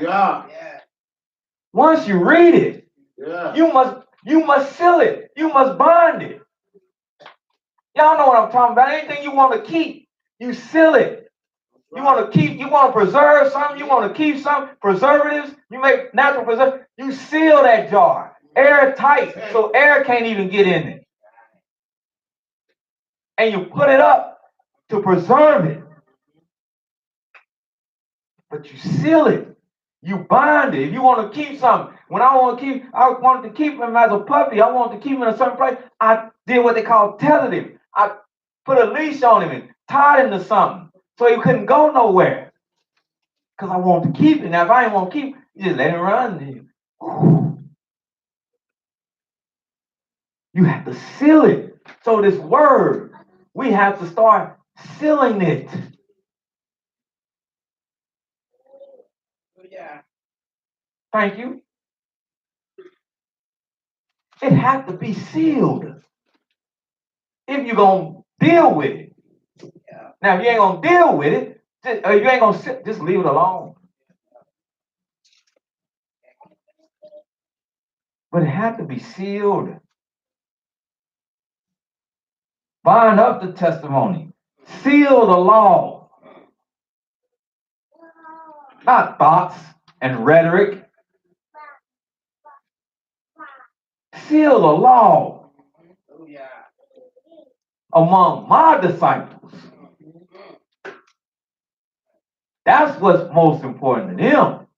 And it ain't talking that it make them that they don't make any mistakes, but they believe, and this is what they concentrate on. That even in their mistakes, they can correct their own mistakes because they let this law be their teacher. Hallelujah. They let this law be their chastise. Hallelujah. They let this law be their correction stick because Right. they serious about this. Praise God. I ain't said they ain't gonna fall and maybe, but this law gonna straighten them back out. That's right. Hallelujah. Then Isaiah said, and I will wait upon Yah. Yeah. Huh? That's faith. Yeah. That's a work. Hey. Yes. That's a work. That's fair. To sit down and wait, that's a work. Yeah. Hey, hey. I will wait on Yah who hideth his face from the house of Yaakov. Yes, sir. And I will look for him. I'm gonna look for him. Yeah. Where he at? Right. Is he coming? Huh? Because guess what? I'm looking for him. Yeah. And I can see him. I can see him. He's coming. He's here. Yeah. Doing great things. Yeah. Then he says, in understanding, now you understand this based on what you read in the beginning of the chapter, knowing that he conceived and he had other children. That's why he made this statement. Behold, I and the children whom Yah have given me. That was Mahar Shalal Habah. That was one of them. Right. That's why he make this statement. Because that name translated means the spoil spreadeth and the prey hastens. So that's why he made the statement. I and the children whom Yah have given me are for signs and wonders in Israel from Yahweh of hosts. When you see me, Ishaiah, you see my children. We are signs. This whole family, the hand of Yah is on this whole family. Oh, yeah. We sign and a wonder from Yah of hosts who dwell in Mount Zion. And when they shall say unto you, seek unto them that have familiar spirits, go to wizards that peep and mothers. Should not a people seek unto their Elohim? For the living, should we inquire from the dead? No. No, but to the law and to the testimony, which is supposed to be bound and sealed among my disciples. If they speak not according to this word, it is because there is no light in them.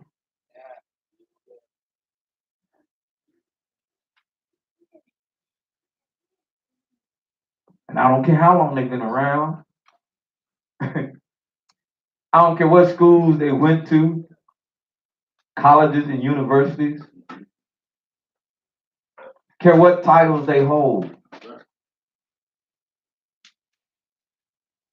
I don't care nothing about how ethnically pleasing they look in appearance. The man judged the outward, but Yah judges the heart.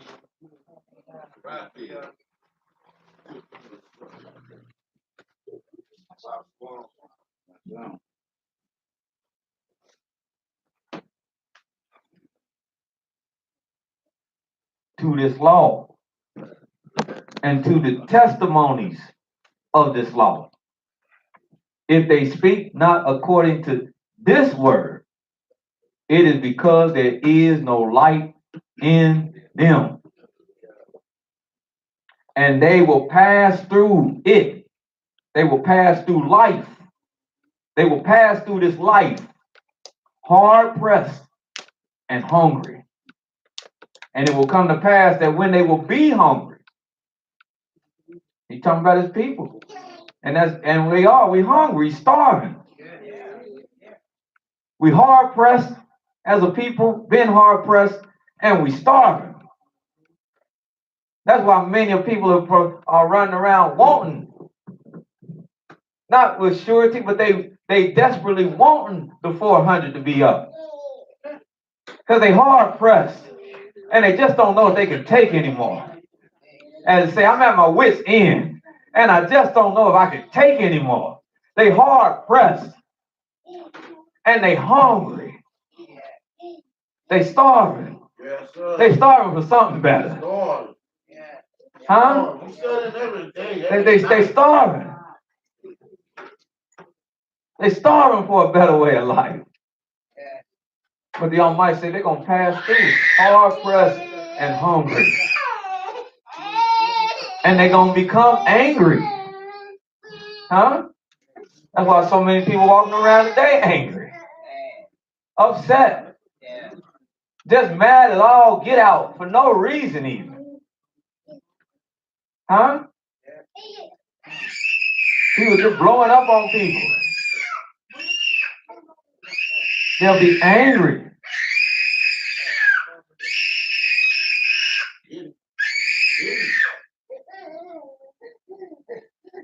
And they will curse their king that they set up. Pay attention to this now. Because this is why they're angry. This is why they're angry. This is why he's not deviated from what he said. That which you put your trust in, it ain't gonna help you. And the people gonna get angry. And they're gonna curse their king. But what they doing? That ain't my president. That ain't my. They angry. Huh? Did y'all seeing this? Yes, sir. Look what he doing. Not only Israel,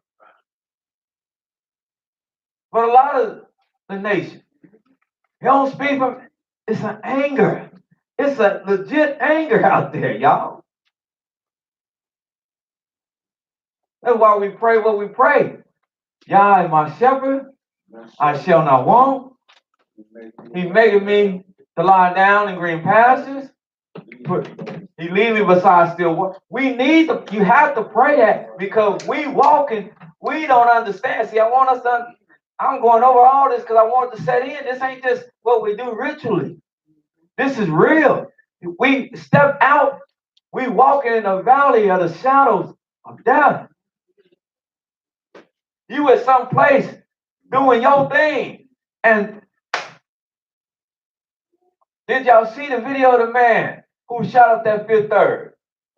Just walking down the street with the satchel on his shoulder, full of ammunition. And he walking right past people. They got the tape. They show him before you even go in the building. And he walking up and down the street, walking right past people. Danger. It's all around. The man went in the Walmart and shot the woman. Then shot the other, and a little bit of it's cloudy, so I'm not sure. But I know she was black. Was it a Kroger? Then he said, but white people don't shoot, white is son. And then he got shot. Man, look. Look. This is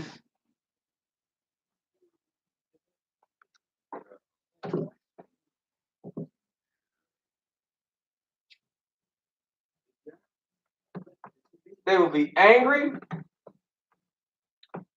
curse their king, and their deities. To hell with this. I had a gentleman I met here, and he told me, he came to the building, look, and he told me, he said, man, I've been left the church. I was raised in it, mother and father. So I've been left it. I gave all that up. He said, I admire you. He said, now since, and I don't even know nothing about what y'all do, he said, but I sense y'all for real. I said, well, thank you. Hallelujah. He said, but as far as the church, I've been left that. And more of that is going to happen. Has happened. Young folks ain't caring about no church. Not when they in thug life. Right. Time they got for a church. Fast money, cars, and women. Boy, say on TV, man, you make your money the same way I make my money. Pimping.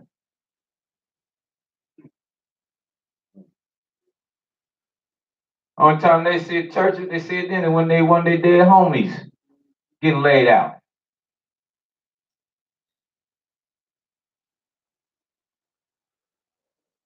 So they see it for a few seconds.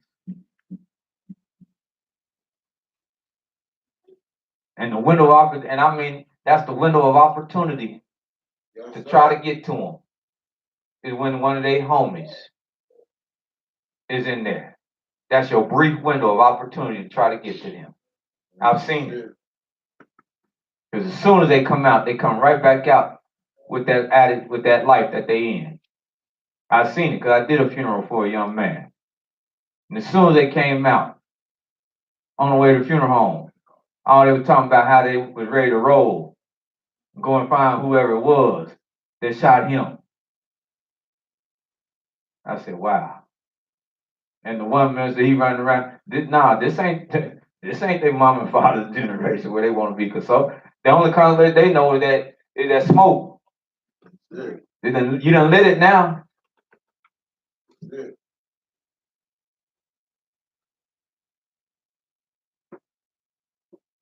That Smith and Wesson is their deity. Yes, sir.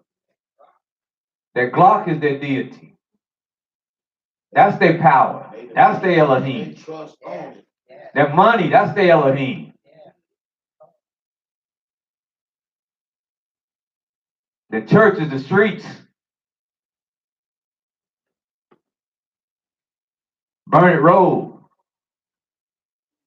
Rockdale Road. Avenue. Yeah.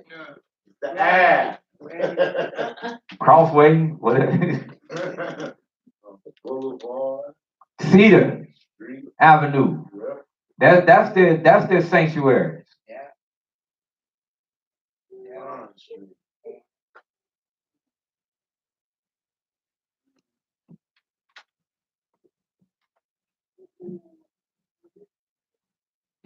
They've long cursed their deity. But he says here they will curse their king and the deities, and they will look upward for help. They shall look unto the earth and behold trouble, darkness, and dimness of anguish, and they will be driven into further darkness.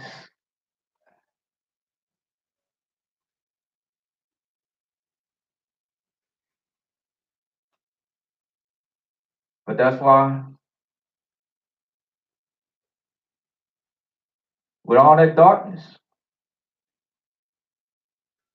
there's hope. And that's why we must be serious. We must be even more emboldened, like Isaiah is saying. Could go to Daniel. Then we're going to get some comments and then we're going to close out. Go to Daniel. So you see what he said? Did you see what he said? Yeah. Y'all see what he said? Hallelujah. He said they're going to be hungry, hard pressed. Huh? They're going to go into darkness, angry, and go into darkness and be inferred to what? Darkness.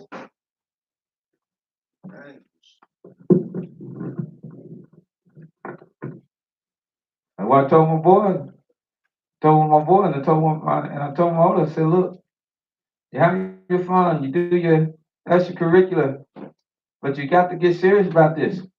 There ain't no age limit. Almighty called kings in Israel when they was 13, 12 years old. And you talking about, well, I'll always wait till they 20 years old or 40 years. Nah. Because this, your part. And it means so much more than any extracurricular football, basketball, and bond. It means so much more than that. This, your part. You got Daniel? Yes, sir.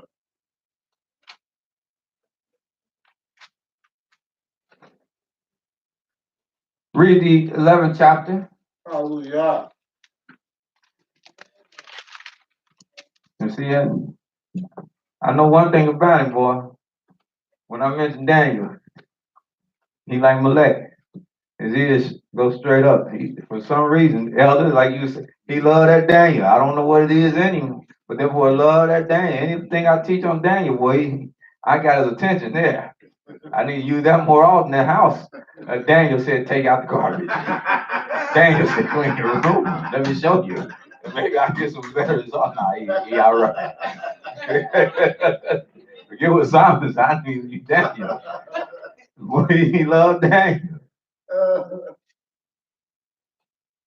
Hallelujah. But look what Daniel said. Chapter 11, verse 1.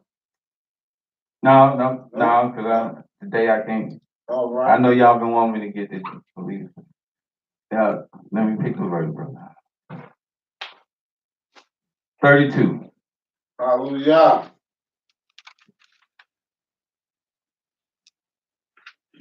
Daniel 11, verse 32. And such as do wickedly against the covenant shall he corrupt by flatteries. But the people that do know that Elohim shall be strong and do exploits. The people Hallelujah. people that do know the Elohim, that do know their creator, that do know their power, them people shall always be strong. They should be strong. And they shall do exploits. And what is exploits? It works. But that don't mean you're going to run up and grab one M16 and mow down a whole company of exploits. Do righteous works. Save many, affect many people lives. That's exploit. To affect your little buddies and turn them away from going down the road to being gangbangers. That's why I tell them, be your own person. Hallelujah. Stand out there. Be strong in this. Where them friends is, even as, be strong in this. Hallelujah. Right. And I ain't gonna put my hand on choke and all this. I'm gonna instill it. Be strong in it because it's got to be within you. That's right. I have told you, I have laid it out, but it's got to be, and you have to walk in the strength of this, but be strong in this. Yeah. And Nur Muhammad told the young brother when they asked him in Islam, the young brother said, well, we go to school. What is a young Muslim supposed to do? And Nur Muhammad told him, said, you're supposed to be a Muslim. Wear your junior FOI suit. Don't wear that. He said, wear it. Let them see you have it on. Hey, I don't know how many of them young boys wearing, but I was ready to go out and get one. And I said, where you get one of them at? I was fired up. I was, wait a minute, boo, you ain't no Muslim. I was fired up. And they asked him that question because he got emboldened and passionate because he could tell what the young man was trying to find his way and how should he be. He grabbed the mic off the table and spun. I said, wow, that's whoa. And he went to town. You don't be ashamed of this. That's right. Hallelujah. He said, you wear your suit. He said, and you let them see you. You carry yourself a certain way. You walk a certain way. You let them see you. He said, you proclaim this. Now, if he can be that emboldened and that impassioned and put that in somebody because of a man, because that's what he told them their justification was, because this is what Elijah Muhammad gave us. Now, he can do that. And they will take heed to that. Come on, Israel. Then why can't we do that?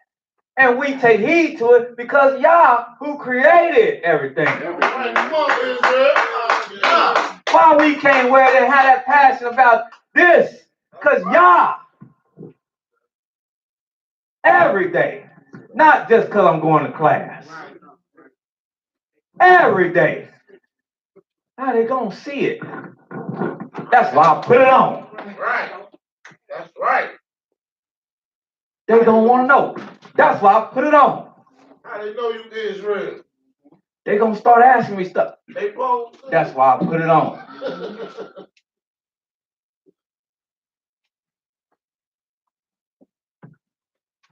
Oh, yeah.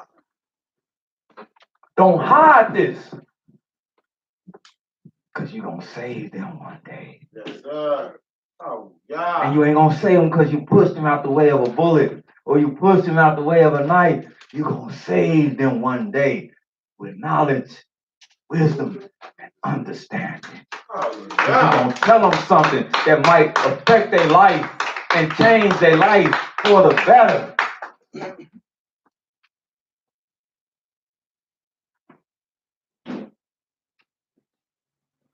You're gonna do exploits. If you're strong and know your Elohim.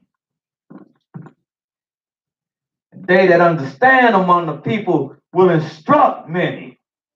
Did you see what he just said? Yeah. If you understand what's happening, you will instruct many. You'll instruct them that's out here in darkness that don't know what you know.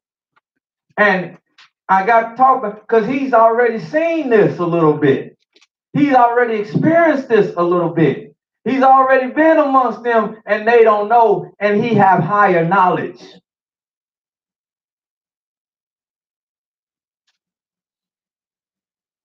They in darkness. They stumbling.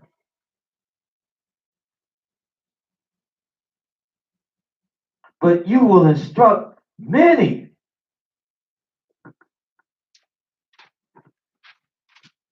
He said, yet till they fall by the sword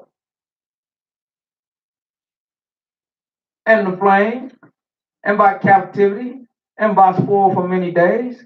Yes, you will do it exploits. You didn't know it. But yes, captivity will catch us up. But the Almighty will be your safe net. And as he did with Nehemiah and the other kings and prophets, when he said, remember me, he will remember you for your works. Oh, yeah. That's why I said, I'm not fearing too much anymore to go the way of all flesh. Not the more I stand and shine and try to put in my good works for y'all. Because then I'm hoping I can pray and ask the question they said, as the prophet say, when I awaken with his likeness, seeing him, I say, did I not do good deeds? And his answer be to me, yes, I remember. I'll wipe your sins away. But he's not going to wipe them away because I know the score and all the statistics from the Bengals games. Or I know every champion boxer. Or I knew all the great science. He's not going to wipe, he's going to wipe them away because of what matters to him.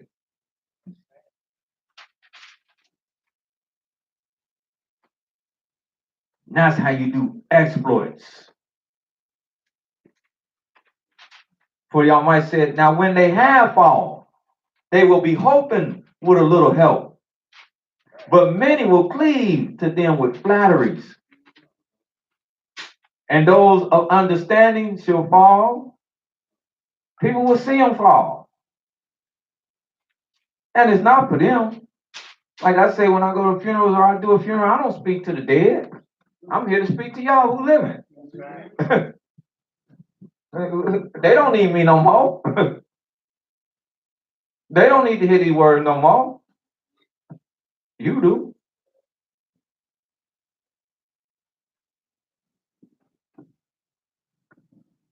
The Almighty said, I want them to see the righteous fall, because it'll be to try them.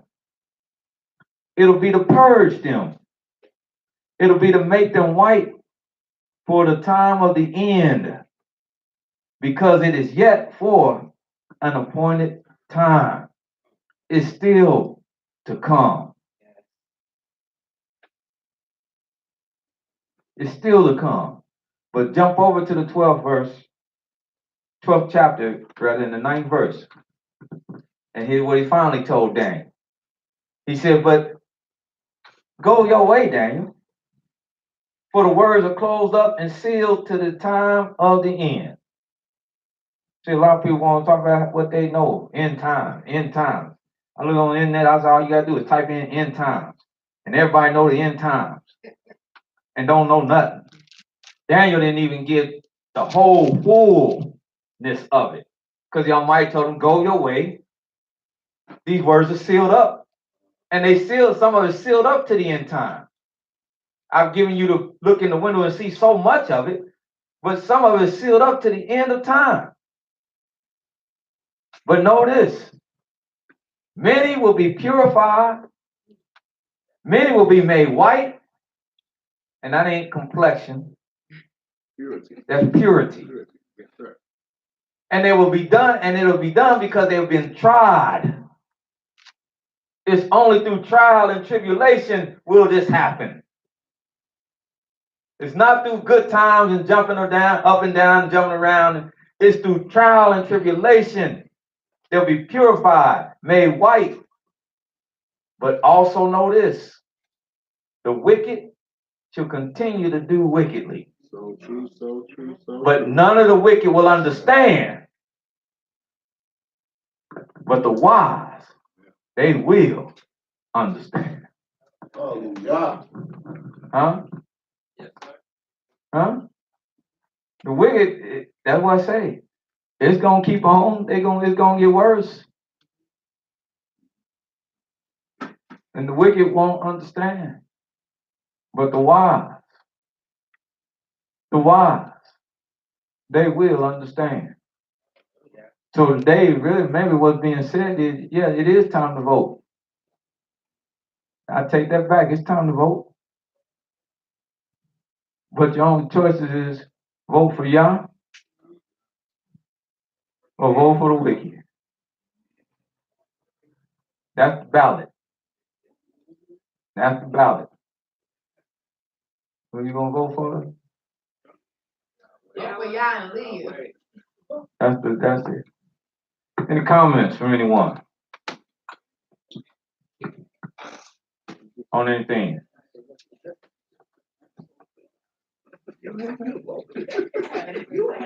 Question, comment? Yes. Yeah, brother back there got a question in the navy blue jacket. I ain't saying no name. Blue jeans.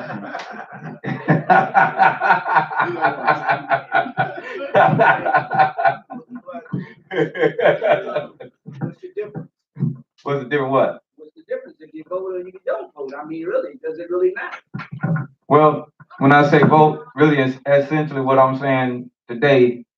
What it's time to do is make a choice. Choice. If y'all gonna be real, if y'all gonna be real, and we gonna magnify y'all, if we gonna do like he told Isaiah, sanctify Yahweh of hosts himself, and let him be your dread, or if we're not, if we have a track, people are saying this, and like I said, people talk. I haven't forgotten you, sister. Hang on to everything. But we have a track record. We have a track record. We have about a 400-year track record. And all this stuff about, let me speak to a couple of things real quick. Then I gotta get to it. This stuff about, well, people died for your right to vote. Right. They did not. In its inception, they did not. Because I'm going to tell the black man, in its inception, the black man only really succumbed to voting because what he thought after slavery,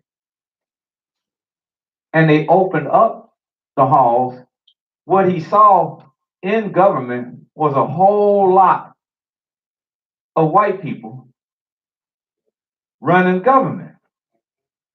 So here's what they voted for. Their first action of voting was to vote for the fact to send black representation to the House and the Senate. That's what they were. They were never voting for another white man because they just been ruled by white men. So what sense did that make? We just come out of chattel slavery, object slavery, where we've been ruled by black men. Now we freed and we see all these white men who look like the people that ruled over us. Well, we want to see some black faces. That's what galvanized the ex-slaves through history. That's what galvanized him to try to integrate himself into politics, to send black representation to sit amongst the others in the House. But that didn't even have a different of effect either. Because what would happen is they would send them, but when they and the Senate, that black representation that was there for you, they took that vote out and cast it aside. So his voice is silenced. Now, there's nothing new under the sun. You have something in Washington, D.C. called the Black Congressional Congress. They make noise, but in the end, guess what they do to them?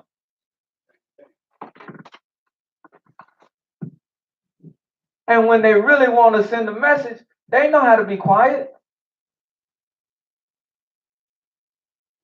They know how to be quiet. And I can even take, and I'm not teaching nothing divert of scripture. I can even take this back to Daniel and equate it with the fourth beast. As I said, there was no such thing in the history of the world called democracy until the Roman Empire. Meaning until the advent of the fourth great beast did you get this thing called democracy. Starting in Greece, but blowing up under the Roman rule, where you had senators, where you had Congress. That was democracy. But study Rome then and see what happened to ancient Rome.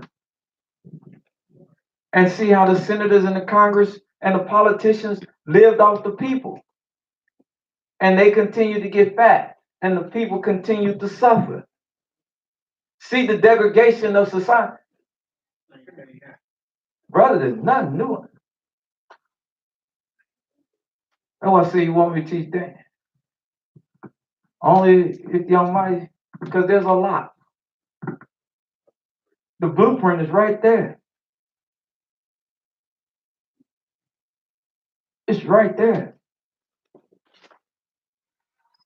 We have history. Young Mike said, I've already spoken this. I've already spoken this. This movie been played. This is a remake.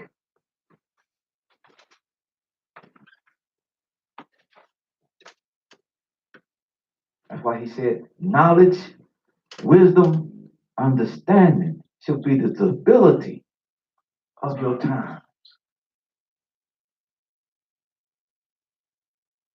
I will say it for the last time by the prophet Moses and then Sister Nahar, so that this can sink into all of us. And I'm not just talking about y'all. I'm talking to them. I'm talking to myself because we need to know and be reminded of this. And this is what the prophet Moses said. Go to Deuteronomy, the 30th chapter.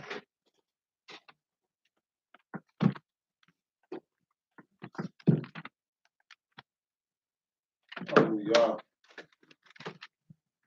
It's Israel running around with some kind of, like they in some kind of, like we in some kind of fantasy land.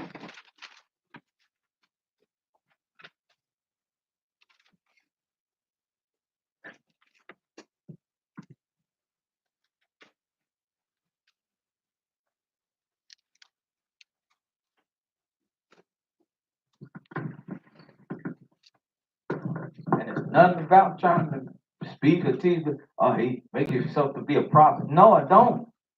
Just gonna testify to this word like the Almighty said. Through the mouth of his prophets.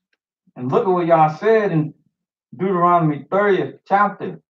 I'm gonna start at verse 14. He said, but the word is very nigh unto you, meaning near. This word is near. Because even though it's offensive, like I said, it is offensive, but even though it's offensive, it stings people because they know it's the right thing when they hear it if it's given to them the right way. It's stinging. That's why it's stinging, because it is right. It's like that castor oil that is good for you, but boy, it's terrible tasting going down. But it's going to do great works for you to clean you out. He said, but it's near. It's in your mouth and in thy heart that you may do it. That's why when I'm talking to my Christian brothers and sisters, I say, you really believe this? You really believe the law done away with? And just run down a series of questions. Say, well, then you love sleeping with other people's wives, then don't you? Or you love sleeping with another woman's husband, then don't you? Can't do that. Wait a minute. You love stealing, don't you? You can't do that. You love disrespecting your parents, don't you? Brother, you can't do that. But wait a minute, hold on. We can't have it both ways now. You told me none of this matters. Law don't matter. That's law. But you know that foolishness that you sprouting don't sound right. Because the law is in your heart and it's in your mouth to do the right thing. It's in you. It's in me. What we have to do is consciously rebel against what's in us. And that's why the Almighty calls it rebellion. You have to consciously rebel. Even a little baby, it's in them to obey their father and their mother. They have to consciously rebel and then see if they can get away with rebelling. That's why they do something. Then they look at you to see what your reaction is to it. And that will determine to them if they do it again.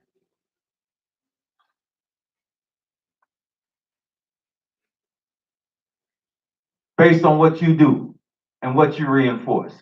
We have to consciously rebel.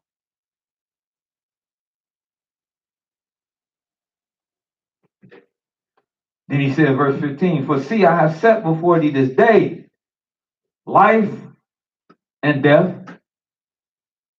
life and good, death and evil. Because these are the only two choices there is out there. This is the only thing life is really about. Life is about good and life, meaning the quality of your life, and about death and evil. And right now we made the choice, as Scripture said, we made a covenant with death. That's the choice we made. We made our choice, and it's with death and evil. And that's why it permeates all through everything in our society. Stop talking to me about the word nigger, and it's a term of endearment.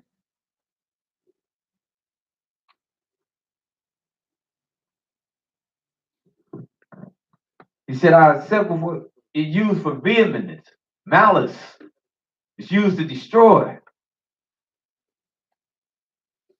I have set before thee life and good, death and evil, and that I command you this day to love Yahweh Elohim and walk in his ways, keep his commandments and his statutes and his judgments, that you may live and multiply. And Yahweh will bless thee in the land where you go to possess it.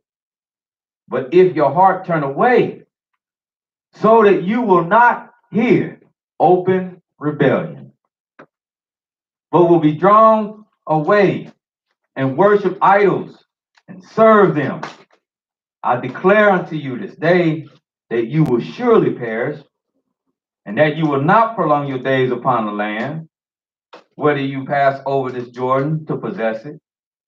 And I call heaven and earth to record against you this day that I have set before you life and death, the blessing and the cursing. Therefore, why don't you choose life? Why don't you stop being sacrifices of men and choose life? Both you and your seed may live, that you may love Yahweh Elohim, and that you may obey his voice, that you may cleave to him, for he is our life Hallelujah. and the length of our days, that we may dwell in the land which Yahweh swore unto our fathers, Abraham, Ishak, and Yaakov, to give to them. But that part in the middle is the most important. He is our life. He is the length of our days. Let's choose him every day and twice on the Sabbath day. Sister Nard. I praise be to Yahweh. Hallelujah. Hallelujah. Hallelujah. My shalom family. I'm glad everybody made it safely. Glad to see you all. Pray that you had a blessed week. I just had a comment. Actually, I have two comments. I was thinking about, I had what we were just talking about,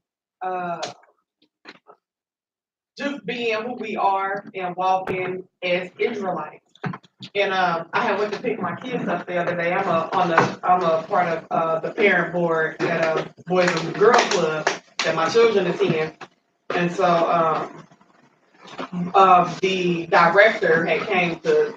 She was getting ready to talk to me about doing a trunk or treat, and it was so funny because as soon as she looked at me, she was like, "Oh," and I was like, okay, oh what? She was like, never mind. I was like, well, what's up? She was like, well, I was going to ask you about the trunk or treat, but I just remembered, and I was like, well, praise God, but I just thought it just reminded me of that. So I just wanted to say, hallelujah, I give God his praise for that. Hallelujah. It is seen, that people know, hey, she don't do X, Y, Z, whatever. But then I also had another comment, and the same situation, but different people. We had a little meeting at my job on the TH day, and they had pork things. They had like all these different sandwiches. And when I seen it, I said, wait a minute. I said, I don't see nothing labeled. What's in these sandwiches?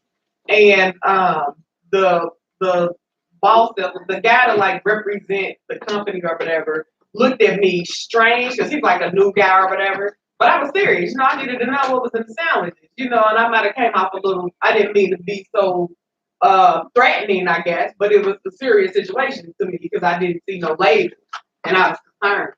And so he just looked at me like I was weird. And so the little Mexican lady, she had told me what was in every sandwich or whatnot. And so the little Jewel lady, I've been there for 4, 5 years. I have never seen her eat pork. And this particular day, she decided to get pork. And it baffled me. I was like, are you sure you want to do that? I felt like I was one of the people that should have, stopped her, even though she's Jewish, she's not one of us, but I just felt like I should have said something. And I'm like, are you sure you want to do this? Are you sure? Are you absolutely sure you want to eat that sandwich? They're like, I'm pointing out to her like, it has pork in it. Like, you Jew, I thought y'all don't eat pork, and I kept referencing to how, as a Jew, I thought they're not supposed to eat pork. So she got tired of me messing with her, I guess you could say. And she was like, well, let me put it to you this way. I eat pork. I was like, what?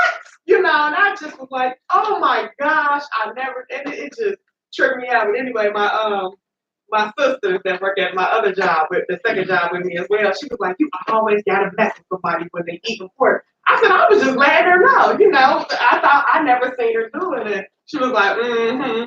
But I was shocked. I said, oh my gosh, and it just tripped me out. And I just told them, I said, it tripped me out because you won't ever see me come in here. I'm going to tell you I'm a Hebrew Israelite. And then 4 years later, you're going to see me eating pork. I said, you will not ever see that.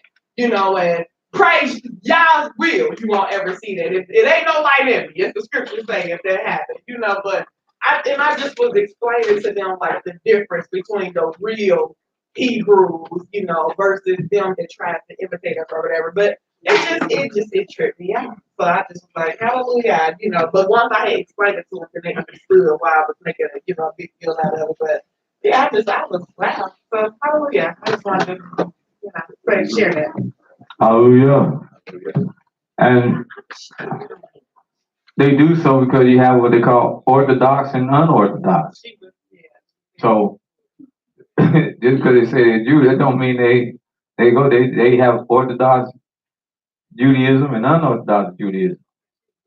But yeah, they do, and you can't be shocked because they say because of many things they do that they shouldn't do. Put it like that. Yeah, I guess I shouldn't say it, but I guess I never seen her eat pork, so I thought she was at least following that law. When I seen it, I couldn't believe it. Like, wow. Any other comments from anything that was yes, Elder? I got here late, but it's the issue with voting. I'm coming to.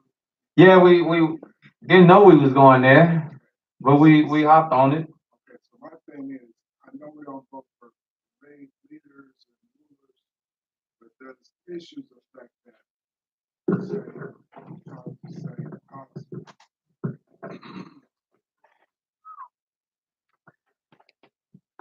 And that's why I harpened and I said we have a track record. And I dealt with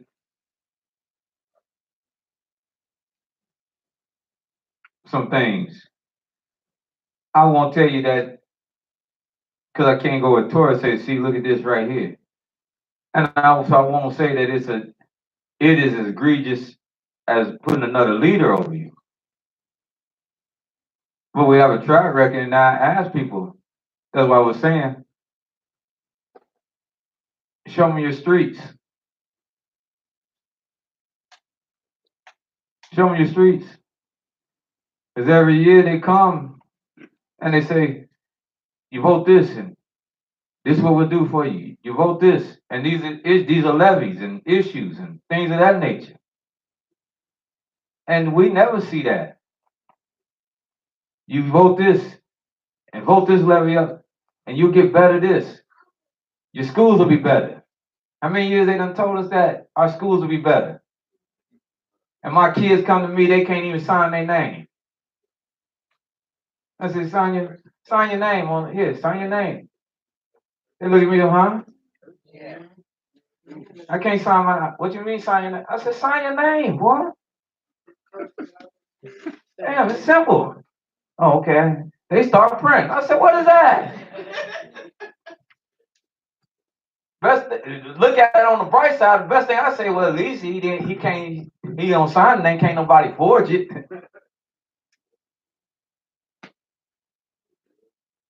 You and I went to school. We came home with, and most of y'all in here, your shoulders hurt, maybe to this day. Because you came home with a backpack full of what? Books. Books all over the place, carrying books. Where your books at? Ain't no books. What the dickens is going on? And this is what I'm funneling? This is what you telling me I'm funneling my? And y'all getting dumber and not, do you understand what they as a whole, they getting dumber and dumber. It's a dumbing down. But you come to me for 2 years, we helping y'all. Your roads. I need alignment now. Tires just all over the place. Cotton, cotton, cotton. But I ride out to them extenuous places outside the city limits. I know money going there. But sidewalks are cracked up, buildings dilapidated. All this money going from all these pockets going into these so-called things. For me, and maybe it's just Brother Aaron, but I sure enough think that there should be a little more on the return. So for me, even though, and we read Isaiah where he said, associate yourself, you can be broken. But for me, I'm not too interested in none of the system. Because I know the whole thing gotta fall. All of it. And it ain't no really separating a piece of it over here and a piece of it over there and a piece of it over here. I know the whole thing got to blow up. And is gonna blow up. But that's why the Almighty said, I have given the earth into the hands of the wicked. If not, who and where is he? That's why I said, a lot of people, we hard pressed, but these people that make issues, they ain't hard pressed. These people that put these policies out there, they not hard pressed and hungry. They fat cats. Really? But we struggling every day. But give me a little more of what you got. Give me 5% more of what you got. Give me 2 more. It ain't gonna hurt you much. Yes, it is. I'm barely getting by now. And in the end, there ain't no honor amongst no wicked man. If he really want to do something, he gonna do it anyway. Whether I give him permission to or not.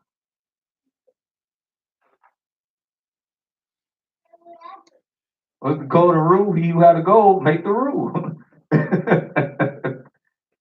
And if he really want to do something or not do it, that's what he gonna do. So I don't, based by the spirit of Almighty, and I know that ain't for everybody, but based by the spirit of Almighty, I have, like my elder said, I have no desire to get, I know about it, I keep myself abreast about it, because this is part of what I had to do to be able to talk to people who do that. But I have no desire to go out and do, and hassle about none of it. Because my life is in my life, and what I've come to realize is it's all in the hands of Yah. Good, bad, and indifferent. I've been leaning on Yah, and he been all right for me. He been all right for me. I don't know about nobody else, but he been all right for me.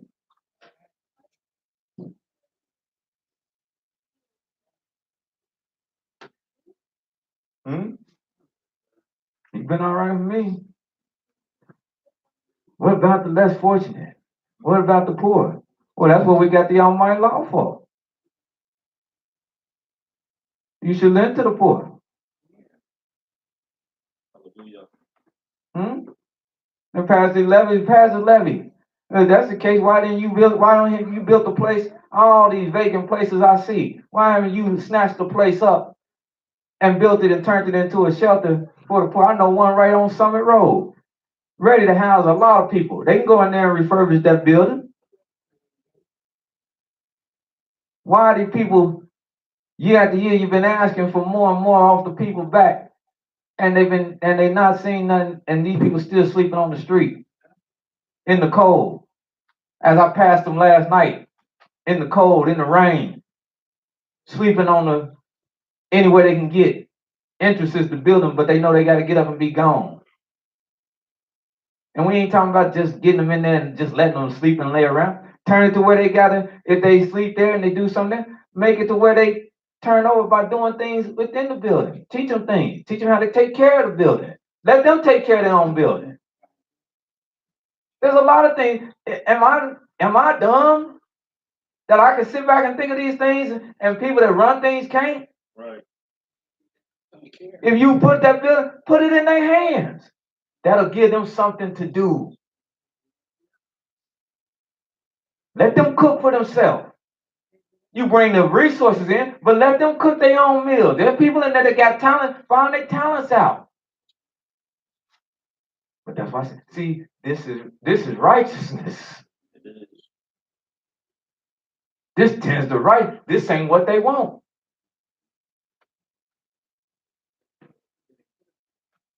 So I say leave the whole thing alone.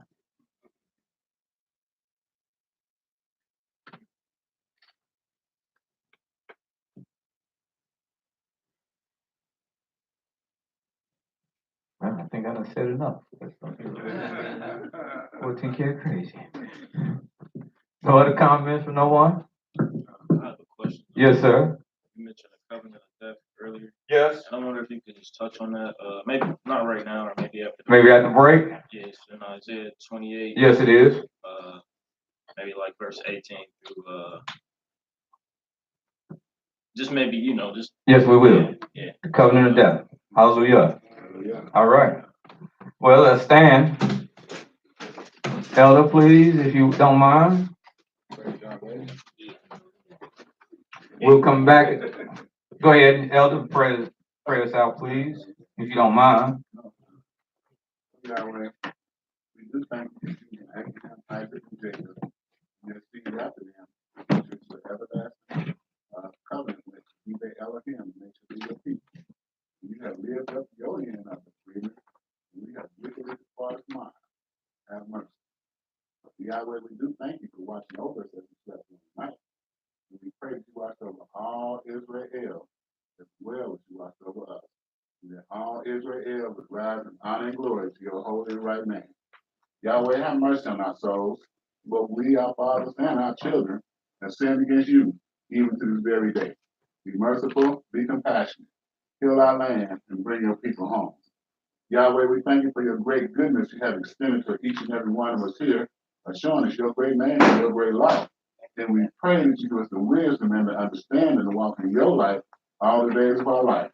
And Yahweh, we pray that you be with us this day and every day. Grant us good health, keep us safe from all. And truly, Yahweh, vengeance does belong unto you to allow your vengeance to fall upon your enemy and all afflict your people and your servants Israel. Hallelujah. Hallelujah. Hallelujah. Hallelujah. Hallelujah. Hallelujah. Praise Almighty Yahweh. Yah is righteous all the time. Day and night. Hallelujah. We will come back about 5 o'clock, if that's okay today. Because about